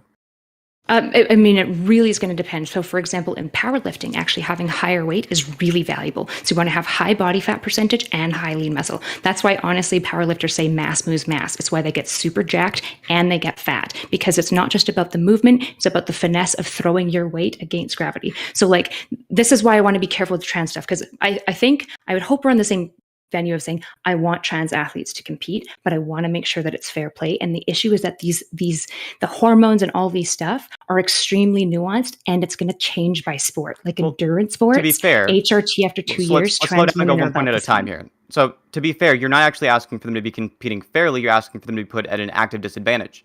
Athleticism is a meritocracy in which the most athletic people are the ones who would fairly win. What you're advocating for is not to make the people who are the most athletic fairly win, but to make sure that we control out for any kind of innate athletic advantage and make sure people are not winning based on athletic advantage, but instead just based on the cognitive skills associated with athleticism. Not cognitive, but let me ask a question. If we're controlling out these advantages, right? If we're having to control, I don't think she's saying that she just wants these advantages to be controlled out. What I think she's pointing out is that these advantages are existing, and like they're sort of like innately existing because of the fact that it's trans people who have like these different makeups, and so therefore she's trying to just say that the study that you were talking about might be invalid. I think was that the point that you were making? I'm just breaking down the methodology of saying like that study isn't super strong because they're not controlling for a really important metric when we look at this, which is body fat percentage. Okay, so since the question becomes, if the thing that she's talking about is true, if we're to accept what she's saying is true, that this metric is incredibly important and it wasn't controlled for, then it would seem like that would be something that would kind of offset the findings of this study, right? So, no, if the findings of the study are supposed to show athletic performance, controlling out for a thing that would affect athletic performance wouldn't show that the study itself actually has a flaw. It would show that you haven't introduced a flaw into the study. If we controlled out, for example, height in a study like this, we couldn't use that to gauge if height has an innate athletic advantage, right? I just need to interject right here. Is Sure. the study you're referring to, the BGSM study, is that the Air Force study you're referring to right here? The BGSM study? Yes, the BGSM Okay, study, so yeah. what this study actually says is that you're correct with the trans men, but when it comes to trans women, it shows a substantive difference. It shows a very substantive difference. I agree. So hold on. This focusing simply on trans men is a just vast misrepresentation. Wait. Okay, Hold go on. ahead. Let him finish his point, please. Go ahead and restate it. Okay, yeah, but you're phrasing this in a very dishonest manner, my friend. Is you're focusing only on the trans men aspect when this study that you are citing right now shows that among trans women they performed 31% more push-ups and 15% more sit-ups in 1 minute and ran 1.5 miles, 21% faster than their female counterparts here. This is what the study that you are citing says. I'm aware. And you are focusing on the trans men and representing it as if this is evidence that these don't matter when it comes to trans issues. It doesn't matter. No. Now I'm with you when it comes to I think that we should have Percent trans stronger. people in sports, but you got to make better arguments because this is just a This is just a misrepresentation and a gallop. mischaracterization. Go ahead, Yeah, Sim. Sim, Go ahead, go ahead. respond. Sure. Since we got it, go ahead. Okay, sure. So yeah, no, never when I mentioned this study did I say that it doesn't show that there's an advantage for trans women. I agree there is. I said the advantage is height. When we control for studies that specifically look at the advantages of trans women, the primary advantage, number one advantage, seems to be height. This one I mentioned to specifically reference the advantages that we were claiming trans men didn't have. I'm saying trans men do, in fact, perform very well. If we take a look at trans women, yeah, they have a massive advantage in height. That massive advantage is 3 to 4 inches. When it comes to push-ups and sit-ups, there is no height does not provide you an advantage. Of course it does. No, actually, it provides you with a disadvantage. The it's taller not and lanky height. you are, the less push-ups you can do. It's not height. right. It's All body right, go fat ahead. percentage and lean muscle mass. Lean muscle mass and body fat percentage are one of the major predictors of athletic success. It's not height. That's why Usain Bolt is fucking incredible. He's super tall and he has really low lean mass. And he's a longer a stride. god. Yeah, well, height is not a good that would controlling give you- factor. And you Wait, see wait, wait. I'm telling you, lean your muscle study mass is only bad. decreases I'm by like Please 5 let to me- 8%. just please let me telling you your respond. study's You're getting- bad. No, there's you're no point. super Your methodology is I'm getting trash. super right now. Stop. You don't have to. I'm trying to argue against like hard. yeah, I'm trying to get. You can go in and I'll let Yeah, Tav I'm trying to argue against like 3 people right now. So the actual study itself, yeah, there is an advantage in running. That's one of the advantages. Yeah, of course, height. You just gave an example of a tall guy who runs fast to show there isn't an advantage with height. What are you talking No. about? Most sprinters are short. Yeah, Wait. Hold on. When they mentioned you said it gave an advantage in running, but the other advantages that they were talking about, it sounded like someone was talking about push-ups and sit-ups and all of those. Was that included in there as well? Or am What I it, missing show, something? what it just shows that after 2 years of taking feminizing hormones, the push-up and sit-up differences disappeared, but trans women were faster at this. Okay. The study's methodology is kind of fine. No, If- they're if- bad. They're bad. It's I don't okay. know. We I agree. vetted this with multiple experts on this. They're bad, and I don't know what to tell you. No, No, I'm, it's okay. I'm If- for How do we trans. drag I'm you you guys don't for say out that. of this. this point? How do we Don't say drag that 30 this out of times. this point? Don't say that 30 times. It's okay, Pedro. Go ahead. Well, please try to take. Thank God. Okay, so all we've noticed here is this, ladies and gentlemen. If a guy transitions into being a woman and enters a combat sport, the push-up and sit-up difference, while it may change, it does not change to the degree where it does not still enable him the advantage of knocking her out. Correct? Are we correct? In which field? You're asking in If like a man, if a knockout man potential? transitions to a woman, he could still punch as hard, at least close to as hard as he could when he was a man, right? No. No? He would lose his muscle mass? He loses some muscle mass. He's going to lose What would muscle it be? mass, What- but he's I'm not going to like, lose his motor neurons and his myonuclei. So he's going to punch stronger, but he's not going to punch as strong as when he's a cis man because he has less testosterone, he's got less muscle mass, and he's got less repairability of his muscles. But he will punch, on average, it seems, stronger than a cis woman. I would Thank you. That's I'd all we probably were just trying to agree with figure that, out. Yeah. Yeah. I'd probably agree with that, but the overarching point is like, who cares? Shouldn't we still just segregate sports based on skill and how hard you hit and how fast you run and how high you jump anyway? Shouldn't we just do it regardless of your gender identification? In the last topic, we argued about this, and I still think that we should segregate. I think we've demonstrated, I think to my, at least, level, that there is a benefit to segregating sports. Now, why I think that we should not be, like, I think this concern over trans people in sports is way overblown is because the numbers aren't there. In the future, if we do see a situation in a world develop where, yes, in significant numbers, in more greater than 0.44%, okay, numbers, that space is being taken away from women, let's have that conversation then. But No, it'll be too from late. what we've seen so far, that isn't happening. It just It'll be isn't too late. happening. You couldn't remove all these people afterwards as soon as they take over the sports. It would be done and over with. We got to address it right now on the Okay, actual. but you're making base. a leap that this will necessarily occur. Wait, just right? one quick so how question, many Wick. gold Does it medals have to do you happen more than once? You Like, for rang the example, bell, if Wick, does it have to happen more than once? If there's just a single instance, if there's a single instance in which a person who has an unfair advantage takes an opportunity away from a woman that would have otherwise have gotten a scholarship, and this greatly impacts their life, is that enough for us to be able to say that this is problematic? Does it have to be widespread, or I think it has does the advantage? We're going to talk. It's okay. Or does the advantage that's going to be given, is that enough to justify us creating a distinction within these groups? So to answer your question, I think that one instant is simply not enough, and I would say this for anything. If you have one instance of someone abusing, for example, welfare, I don't think that's enough to change a system entirely or adjust the system. I think that's just a bad actor, an outlier, if you will. So, But- in my view, I think that it has to happen at a certain level. It has to reach a level of harm that outweighs the benefit we would see from allowing this to happen. Sure. Does that yeah, make but sense? we're not talking about abusing the system, right? We're talking about the I understand. underlying facts of the. I understand. So let me kind of clarify what good this does. I think in the tweet by the governor of the Utah, he says this very well.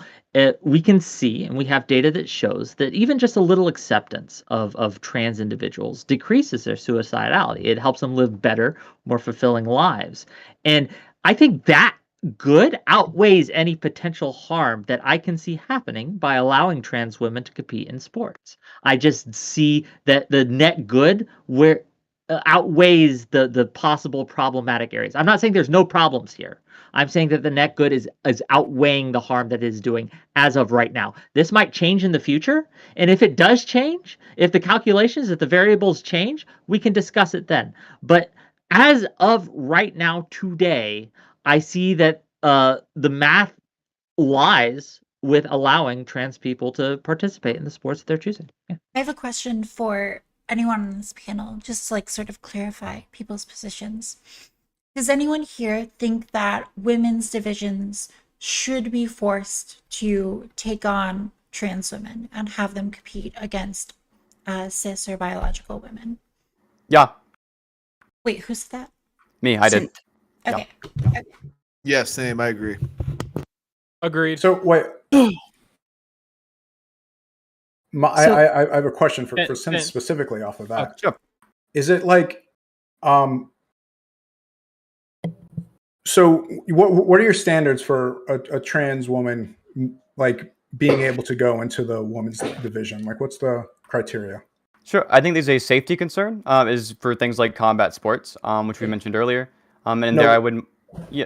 So, sorry, like Go what ahead. do you want to see out of the trans woman to like? Sure. I want to see approximately the representation that we see in society overall. So it's a very small group, but I think that it's about where we are now seems to be just fine. Sorry, I feel like I'm not speaking clearly. What criteria does a trans woman need to achieve to qualify to go into women's sports? Sure. So right now it seems like the norms are around they have to have a certain amount of like they have to have certain endocrine levels for a certain period of time, and then they're able to be in most sports. I think this seems to work out fine currently. I don't see any reason to change this. Okay, but I don't see any reasonable argument to push. Okay, I mean, I think it's just absurd. wait 1 second. I got a follow. Yeah. Does this person need to identify as a woman? I don't really care if they identify as a woman or not. Okay, thank you. So wait, Taftash, here I feel like when you asked that question earlier, there was like a needed qualifier. So you were asking if female sports should be forced to take on women's sports, and Synth agreed, Pedro agreed, and Zen Shapiro agreed. But I feel like Pedro and Zen Shapiro only agreed because they don't believe in women's sports altogether. Yeah, they want to erode So- the category. Right. So then the question, and that's factual. No. Yeah, that's true. But it's okay. For me, that's It's okay. factual. I'll finish. Let me finish, and then you guys can go ahead and respond. So obviously, I was going somewhere. So Zen, do you feel like it would be fair if the goal was to ensure a competitive, a separately distinct female-based sports division? Do you think it would be fair for them to include trans people into that group? That's the question. That's a good question. Thank you, Fanatic. Yeah, and I think I kind of touched on it in my opening, but I'll be 100% clear here. The very distinction of women's sports is in and of itself a feminist ideology, and part of that feminist ideology comes the transgender ideology. And if we're going to be consistent in our feminism, we need to be consistent in our transgenderism as well. And yes, allow the trans women to compete in the women's Well, sports leagues. Fanatic's So, yeah, question That's is not the I question think that it would I be asked. totally fair. yeah. That's not the I Fanatic's think question it would be that I fair to answer the question. That's- Yes, No. it No, would be but fair. no, you didn't what answer the Fanatic is question. asking is, do you think that trans women have a physical advantage over cis women? Just like a taller person has an advantage over a shorter person. Yeah, sure. Okay. Okay, Would you so say then it's the answer is mostly yes. due to height, or do you think that Can has I to do with compliment- ability to like repair and build muscle? Or Wouldn't even matter what the factors are. I'm sorry. Can What? I compliment this too really quick? Wait. Let Zin answer the question that she was asking really quickly, and then you'll be able to get in. Like, Restart, please restart, relax. yeah. Jesus Christ. Go ahead, Zin. Can you please respond to the question that April asked? Restart it. Do you think it's entirely due to height, or do you think it's also due to factors, for example, the ability to build and repair muscles and the maintenance of muscles over long term after training and developing them in a high testosterone environment, bone density? Do you think it's mostly height, or do you think it's other factors? I mean, there's all types of factors. There's all types of factors that would go into somebody being more skilled at their given sport. Which of mean- those factors do you think is more of a determining factor? Would you Yeah, say do you think height is more- like 80%? Like, here's another way to phrase it. Do you Well, it think if would we depend on the controlled sport. It would for depend on the height, sport. do you think if we controlled for height, then cis and trans women would be equal in sports? Well, again, it would really depend on the sport here, because if we're talking basketball, Okay. height absolutely is going to be the determining factor. But if we're That's talking about fair. like football and running backs, for example, where height isn't exactly a factor, then I mean, you would have to control for something else. Like how much Wait, do you no, squat? That's a fair past point. your No, 40? wait, but okay. So if we controlled for height in basketball, do you believe then that men and women, like the difference would disappear?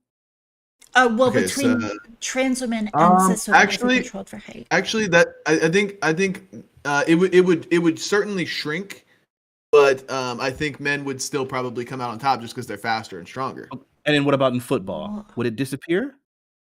Again, I Rather think than, well, no, rather than go down this whole list, what sport do you think that it would completely disappear if we controlled for height? Between no, I cis think men and cis women? biological men are better at every single sport than Okay, so they do biological. have an advantage. All right, we'll Okay. go. So Pedro, Yeah. you had plenty of questions. So I'm sorry. What was your main contention? So my main contention is this: we're working inside of the secular worldview independently. The mischaracterization we had here was me and Zen. If we were inside the Christian worldview, we'd be segregating this by biological male and female, outright out the get-go. But we're not doing that, and nobody ever wanted to or gave us the olive branch of saying the obvious one that'll work for everybody, which is let's just make a trans league.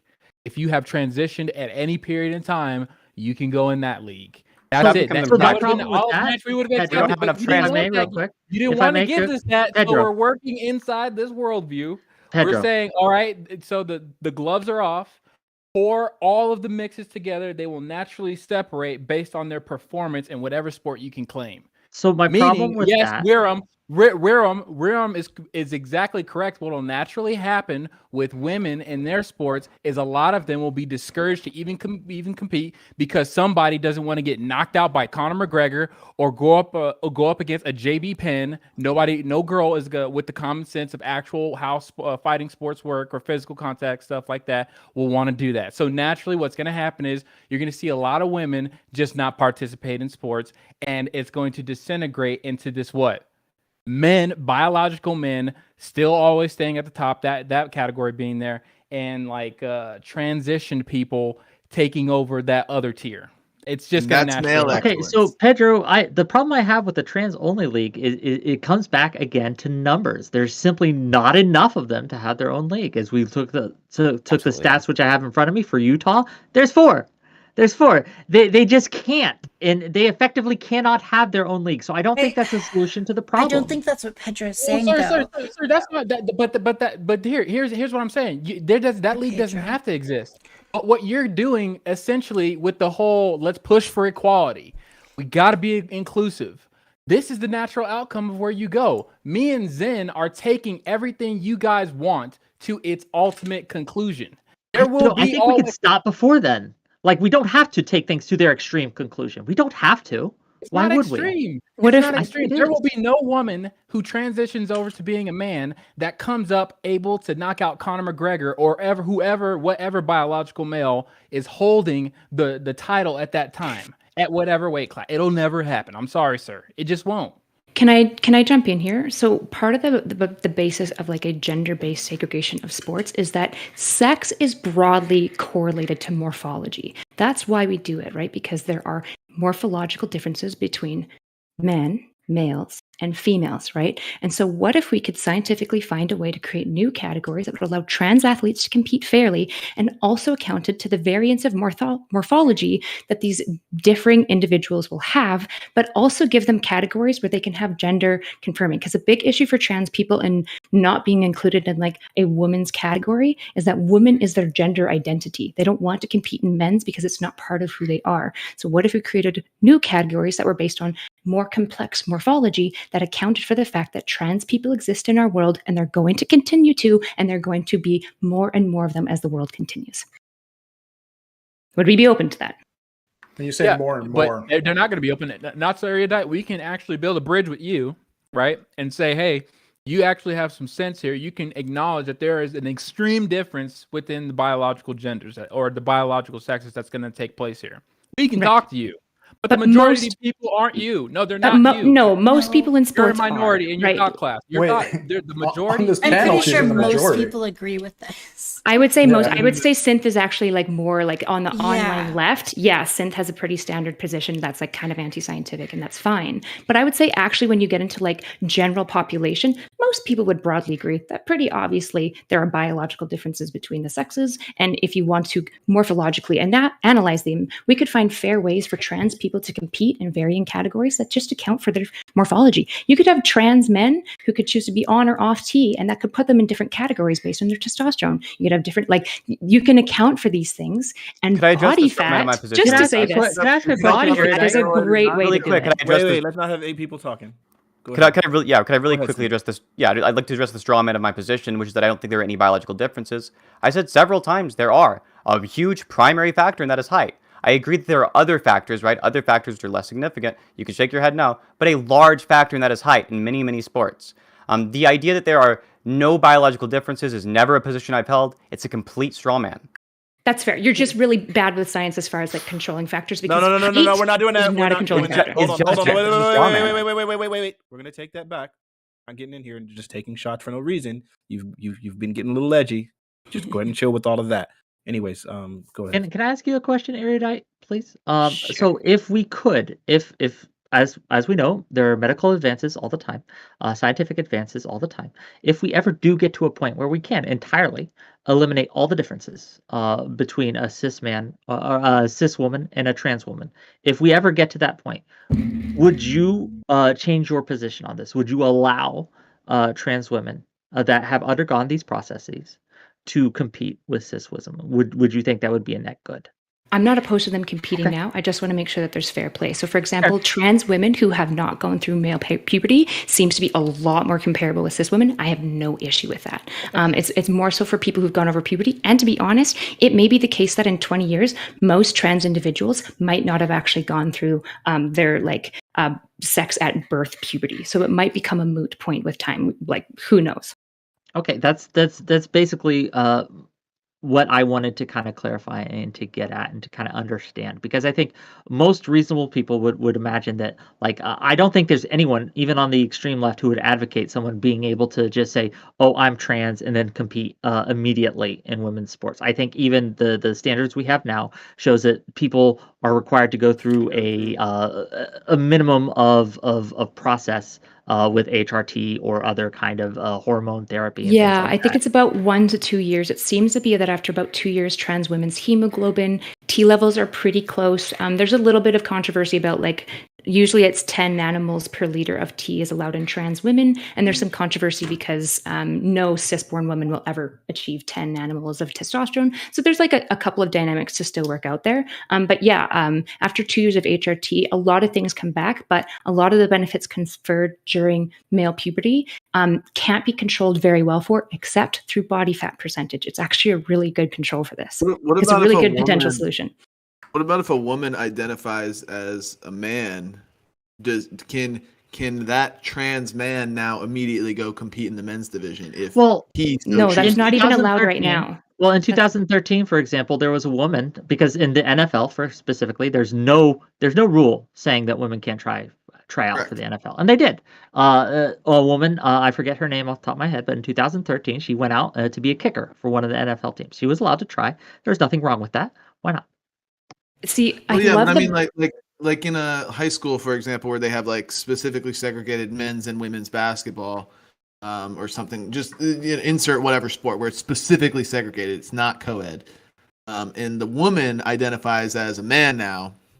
Can she, in virtue of her self-identification, now becoming a man, go compete in the men's league, or does he now need to go through some Well, process? Or can I he think just I jump would right in? allow the people who are the institutions and the bodies that make these rules about what amount of hormones are needed or what about amount of transition is needed. I think they're probably in the best position to make these decisions because they have better What access do to you data. two think? What do you two think?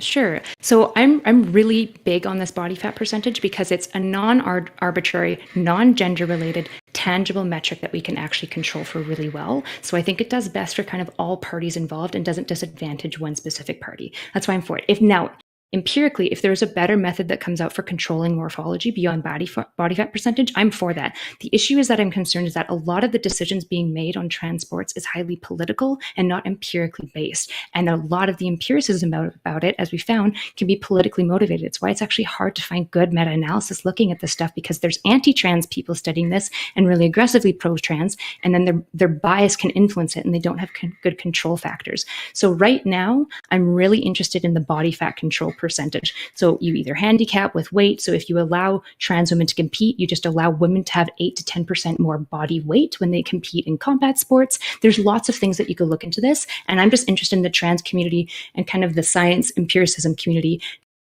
talking to resolve this, because I want trans athletes to compete. I'm very for that. So you mentioned earlier. Go ahead. Yeah, you mentioned earlier that you said people who have gone through male puberty have advantages that make it unfair. Do you stand by this? Yeah, because of myonuclei and motor neuronal growth. Yeah. Sure. So are the advantages that you're claiming are unfair biological advantages? Yeah, myonuclei and motor neurons are really important for strength output. Well, just so that's clear. Hold on. Yeah. So if the advantages you're referring to are just biological advantages, then in a field of biological competition, so long as these aren't wildly outside the range of what is reasonable for a female to have, it seems strange to call it an unfairness that you'd want controlled out. They are outside of what a cis female can have. They just are. And that's, body fat that's the issue. percentage? In part, yeah, because trans women can have much lower body fat percentage and maintain life than women can. So they can have more lean muscle mass, for example.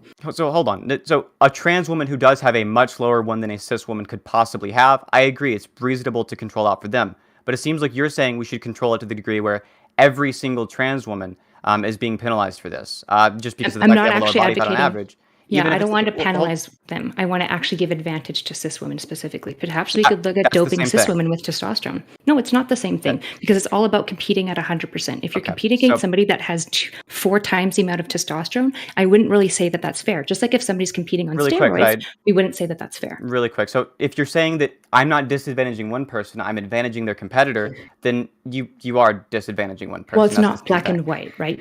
So it's all about bringing people up to 100%. So if we change the 100% to be trans women on HRT, cis women are going to be below that 100% because of their biology. So we can bring 100% of just functionality, just what their output can be. Cis women will inherently be below that. So we can either bump them up or we could handicap, but I'm more for bumping up cis women. By example, just body weight categories being increased for cis women when they compete against trans women by 8 to 10%. So they can just be 8 to 10% more heavy. So your claim here is that we should be disadvantaging one group by advantaging another. It just seems like this is almost as being a semantic disagreement. No, because you're engaging in like black and white thinking, and I'm trying to explain that. Can I really quickly finish my point? Sure. Can I really? Yeah. Mm-hmm. So I'll ask you a probing question here, and we can try to figure out the difference between our thoughts. What is the difference between like in a competition between two people? If I give one of them a knife, for example, in like the UFC, is the person without the knife disadvantaged? Okay, so the thing is that trans women are starting with the advantage. So we either bring cis women up to them, or we bring trans women down necessarily, or we make separate competing categories. There's lots of things we can do. Could you answer my question? Can you answer the question, please? About the knife? If one person brings in, it feels like can you restate it then? Sure. If you bring a knife to a fist fight, do you have an advantage? Obviously. No, not over me, because I know how to disarm a person with a knife. Stop, So it's Pedro, easy. stop. Oh, you're that guy in those videos? So if you get into a ring and you have a knife and the other person doesn't, are they at a disadvantage? No, you have an advantage. It's more nuanced because of this. The knife is hormones. Can I ask you the Hormones definition and of those two words? biology. No, I'm not doing this. They're both Okay. relative. Like if you have an advantage, the other Yes, person they're has both a relative. disadvantage. They're Yeah, they're both relative. to each other though. If I'm Okay. being honest, I think we're getting caught on a pedantic. I think that's my issue why I'm resisting, because it's not Because interesting. of you, because But you're not accepting a definition of word. no, it's really simple. Even if you are getting caught in like something pedantic, you can easily answer the question and then just go ahead and stop and just disagree with them if they try to extrapolate from that example or that hypothetical some erroneous conclusion, as opposed to stopping them at the example that they gave. You should probably engage with the hypothetical that leads to better conversations. But I think we're getting towards the end here, and I feel like overall, this topic has been pretty explosive, but at the same time, I do think, like Synth, while you were being kind of dogpiled at some points, I do feel like you were given like an ample opportunity to kind of express yourself, and I feel like everyone else has. I think we can go ahead and go around with closing statements here, and I don't even have one already pre-written, but I'll just go ahead and try to wing it extemporaneously. We're going to start here with Pedro. All right. So naturally, this is the ends of ultimate equality and ultimate inclusivity. Naturally, like I've been saying this whole time, I don't want to repeat myself, but I have to. We're going to pour everybody into the same sport, really. And what's going to naturally happen is they will, by skill level, separate themselves. And unfortunately, Wire Run is correct. Some women who are cis women will naturally be discouraged to even participate in sports because they just they know biologically they are at a disadvantage. Now I'm saying, unfortunately, now because of this, in my Christian worldview, right, I acknowledge that there is a biological factor that just completely separates men and women and constantly needs to be adhered to, saying cis women in that sport, cis men in this sport. Now, I fully care about people who obviously are trans. I love all people, and I would tell them they need to create their own division. The blueprint's right there. You don't have to reinvent the wheel. I know there's not that many of you. I know that's a problem, but unfortunately, in order to protect women in their sport, and even in some sense protect men in their sport, that's just the way this has to go. That's my closing statement. It was a very fun discussion. I very much appreciate Fanatic letting me get in here on last minute on this. Wiram, I hope you're not mad at me too much, because I felt like you didn't like that me and Zen are Christian, but we love you and we'd love to talk about. I'm an ex-Catholic. I just don't like when it's brought into arguments. I feel you. Okay, I understand. And yeah, thanks everybody else. Okay. Synth, before I give you your closing statement, I would like to ask you one question. Considering the study that you cited, it seemed like a lot of the advantages and things were given out, or were kind of borne out, whatever. But it did seem like there still seemed to remain an advantage in running. Given that advantage in running, would you feel comfortable banning trans men from being able, or trans women from being able to run against cis women, considering that there is an advantage still? No. So all of these things that I guess all of the conversation that revolved around the idea of how the advantage was and what the advantage was and whether the advantage was disappearing doesn't even matter, because even if the advantage still remained, as it does in the running, you would still be perfectly comfortable, despite them having a genetic advantage, in allowing them to compete against cis women. Does that sound fair? So the issue is there's a distinction here between an advantage that's too large to be reasonable and an advantage that's large enough that we can still reasonably allow it. So if our goal, right, is to control for completely unreasonable That's not the goal. What is the goal?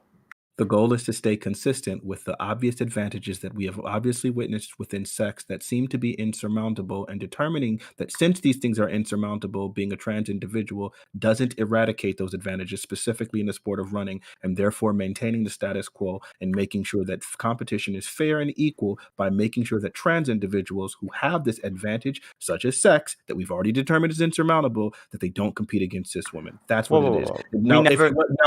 you Go ahead.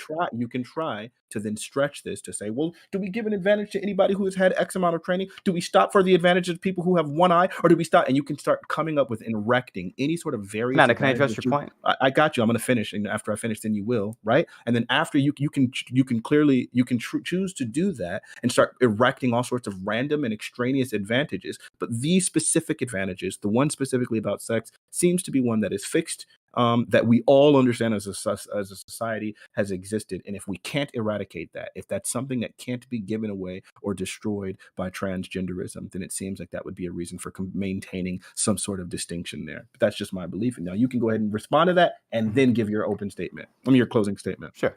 So yeah, the idea that it's insurmountable, I wouldn't agree that's true. I don't think that the advantage in running here is significant enough to be insurmountable. The fastest female runners in the world, or the fastest in women's sports, are not trans women. They don't outpace cis women. It's not insurmountable. The specific advantages you're talking about are specific biological advantages that, if true of any other group than somebody being trans, you wouldn't say that it's an advantage worth controlling out. Like you said, you made this sort of like appeal to me making. Oh, go ahead. Somebody else clicked on. Okay. So I guess I'll do my closing statement.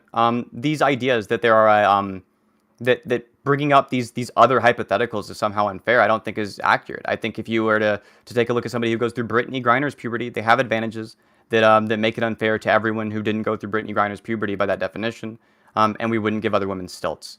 I don't see why we should let the biologically less fit women have a body fat advantage during weigh-ins. It seems like that wouldn't apply to any other group. We wouldn't do that outside of anything other than trans women. And I think the only reason we do this for trans women specifically is because their womanness is up in the air, whereas with other groups of women, it's not, regardless of the advantage they have.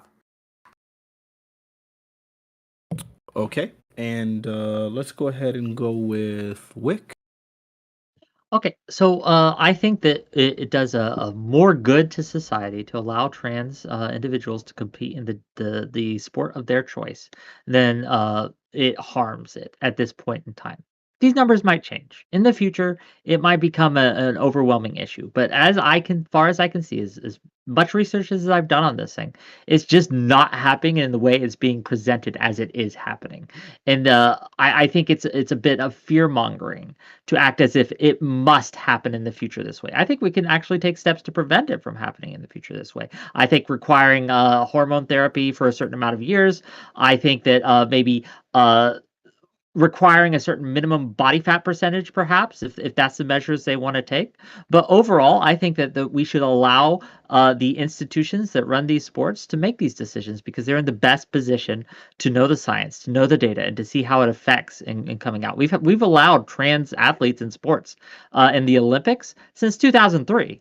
And this isn't happening at a level that I think justifies the level of concern that we're going with making all these anti-trans legislation that's going through these states. And that's where I end my statement. Thank you. Okay, thank you for that. Taj, closing statement, please. Yeah, I think that I sometimes have difficulty like engaging with this line of logic from people. Even if we were to prove that trans women were, completely equal with cis women, I don't think that, necessarily means that trans women should be allowed to compete in divisions with cis women. For the same reason, I don't think that, like, if you could prove a man who, just chooses, I don't know, like cut off his toes and therefore has like a significant disadvantage in sports, right? Does that person then be allowed to, compete with cis women if it can be proven that he's like about on par with them skill wise? No, I don't think so. I don't think that like this categories exist to enable that. I think it like exists for a very specific cultural and historical reason, which is allowing biological women a space unto their own, and you have to contend with that historical and cultural reality if you want to have the conversation. So when we have these like, you know, very technical medical discussions about where advantage lies, I'm partial to the idea that trans women probably do have a medical biological advantage that lasts for, you know, a significant amount of time. You know, it seems to drop off after 3 to 4 years. But I think the fundamental, you know, contention is a philosophical one. And so either way, I don't think there's good reason to include trans women in cis women's sports, either for a philosophical or for like a fairness reason. Okay. Thank you, Zen Shapiro. Yeah, so I'm gonna try to be concise with everything I want to say, but what I find the most ironic about this whole discussion is that Synth is probably the furthest left on this panel.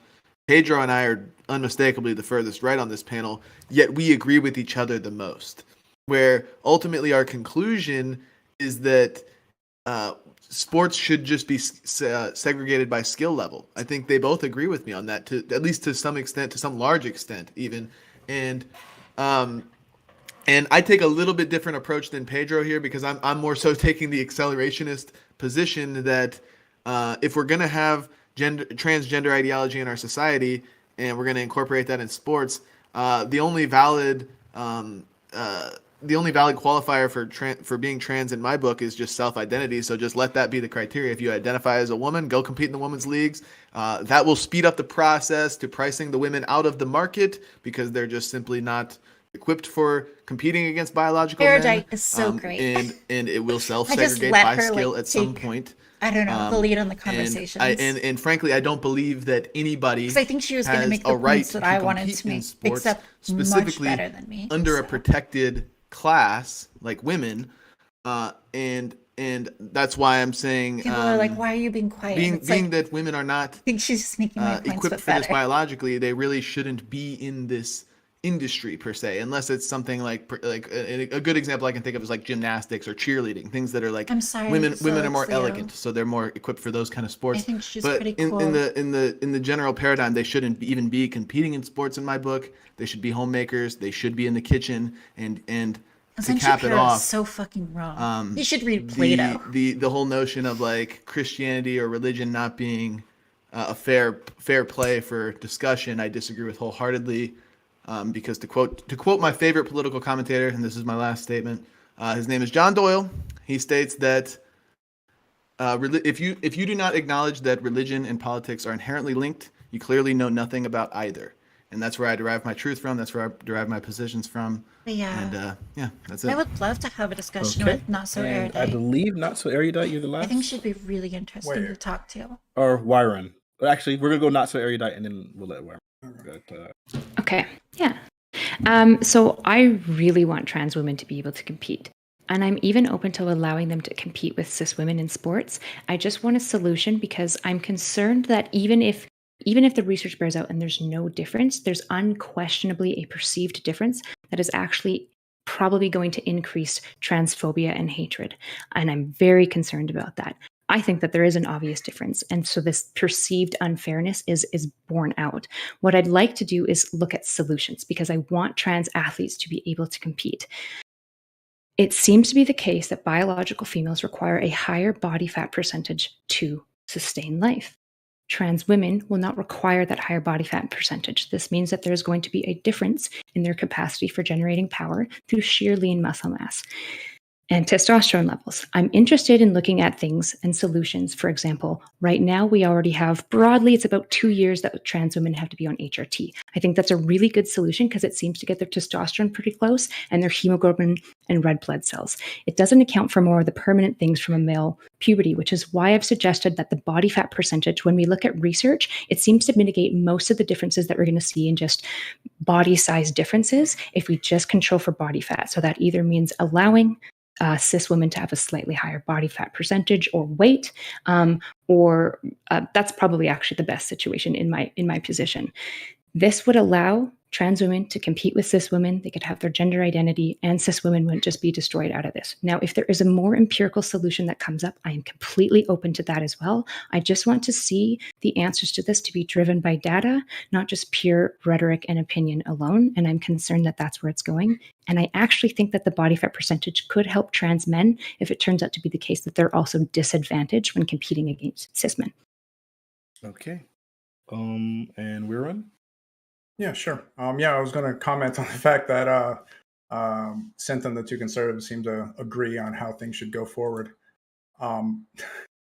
But I hope people like paying attention who have concerns about things like TERFs and calling them transphobes and going all in on them and calling them terrible people. Like their actual concerns seem to be justified right here on this panel, that like there are people invading women's spaces that have worked so hard to get these things created through advocacy and legislation. I think the path going forward is to address these honestly, change our path a bit, change our arguments, and move forward with something more palpable to the public going forward. That's what I'd like to see out of this. If you look at the Synth and the conservatives, they don't see it like most of us see it, that it's men and women. They see it as strong and weak. You don't even have to identify as a woman to be in the woman. And I think what, like is to make these. You're breaking up. I need you to just go ahead. One more. Start over towards the end. Am I back? You're back. So where did I break up on? Yeah, sir. The Russians got you. You're back Yeah, with us now. Yeah. So you said, and I think. Is that really where you're going to maybe pick up from? I don't know. So going to the body's point to make these decisions, I don't trust them at this point. I think a lot of those bodies have been captured by political pressure. I think that like discussions like this are the best things to have, especially with the subjective nature of these topics. I don't know. We got to make some decisions. We got to clean things up. Like at this point, the conservatives are completely brain-rotted. They want to see the entire world burn at this point, so the strong can rise again, and we can reestablish the patriarchy, and we can put women back in the kitchen. We can have them raising the kids and schooling them at home while the man is out winning the bread, if you will. And that's what I don't want to return to. I want to keep going forward. We would have destroyed the world. Progress is absolutely beautiful.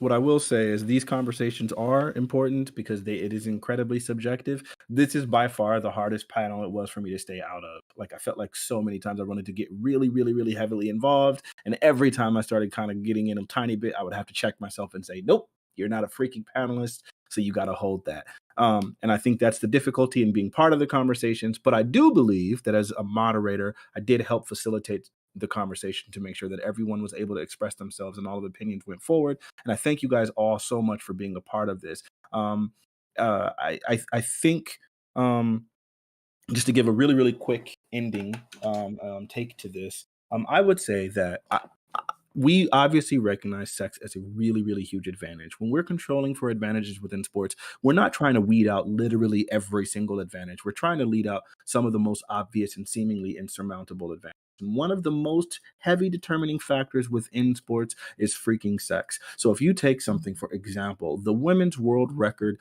in sprinting in 1921, and you compare that to the men's from 1921, you find that both of these records were, they had some differences and they've both been improving over the last 100 years. Yet, over 100 years, women still haven't been able to overcome the men's record from literally 1921. Despite all of their advantages and how much they've gone, there's still not a large, but a discrepancy between the best woman in 2020 and 2022 versus the best man in 1921. This is crazy because sex is really, really, really huge. We find it in sprinting, we find it in chat. powerlifting. We Like, find I'm it in quite so okay many of with these people things. insulting So I me think and people whatnot. are reasonable to say that they want to safeguard some of these advantages. And again, when you start looking at the claims of TERFs that trans people would begin eroding some of the safeguards that were used to protect women and female spaces, when you start having people literally advocating in the middle of this conversation to completely disregard any sort of sex distinctions, it seems like that would directly do that. That would directly violate female safeguards in female spaces.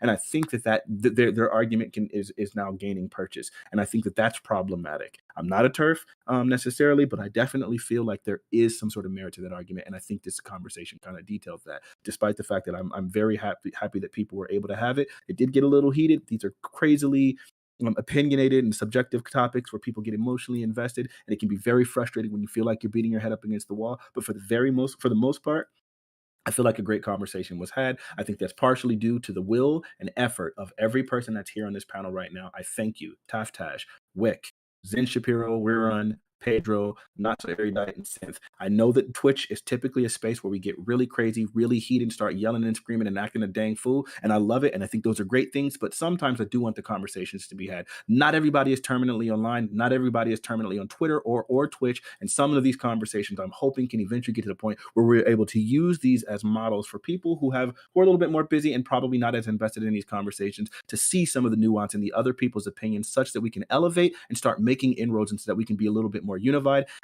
And I think you guys all helped to do that. I'm glad that you guys were able to stay calm. And I think one more thing that helps people to stay calm are really great albums like the Pneumatic album that I just released 2 weeks ago. It's under the name Fanatic. It's on Spotify and everywhere else. PNEUMATIQ. That's the name. It's a play on the name Fanatic. So, some sort of portmanteau. And you guys can check it out. It's piano based because I don't play the piano for fun. The piano that you see behind me, you can't see it on the other thing. You can see it on my stream. It's not for show. I do it for a living. It's real. I think I'm particularly good at it. You should check out my music. I think it's pretty good. You guys can also always support twitch.tv/Mr. Fanatic. Look for the Fanatic Show. It'll be under the YouTube channel Ask Fanatic. And I hope you guys are willing to come back, and we'll be able to get engaged in more conversations. If any of you guys would be interested in next week's show, please don't hesitate to message me. I know we got kind of a little shaken up because Destiny got banned on Twitch, so we had to kind of find some replacements and things like that. So we weren't able to keep it all even. I'm sorry if any of you guys felt dogpiled. We will always try to do better to make sure that we improve these conversations. Thank you guys so freaking much for coming. That's that. Thanks for good one. It was fun. Alrighty. I enjoyed it. Yeah. Thank you. Take it easy, guys. All right, Peace. peace out. All right, good night.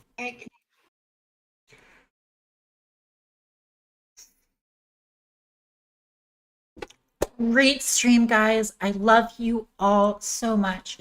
Thank you for joining my stream. If I can be sappy for a moment, it does mean the world to me. You guys come and support me and listen to me. I think it's so special that you do that, and I really feel incredibly privileged. So thank you all. I think you guys are really great. And if you want to show other people online the same sorts of love, I will raid Stardust. You can say hi to her for me. She's really cool. I did a Chaos Cast with her, and it was super fun. So if you want to watch that, you can find it on my YouTube. So yeah, definitely go over to Stardust channel, say hi, tell her that I sent you. It'll be fun.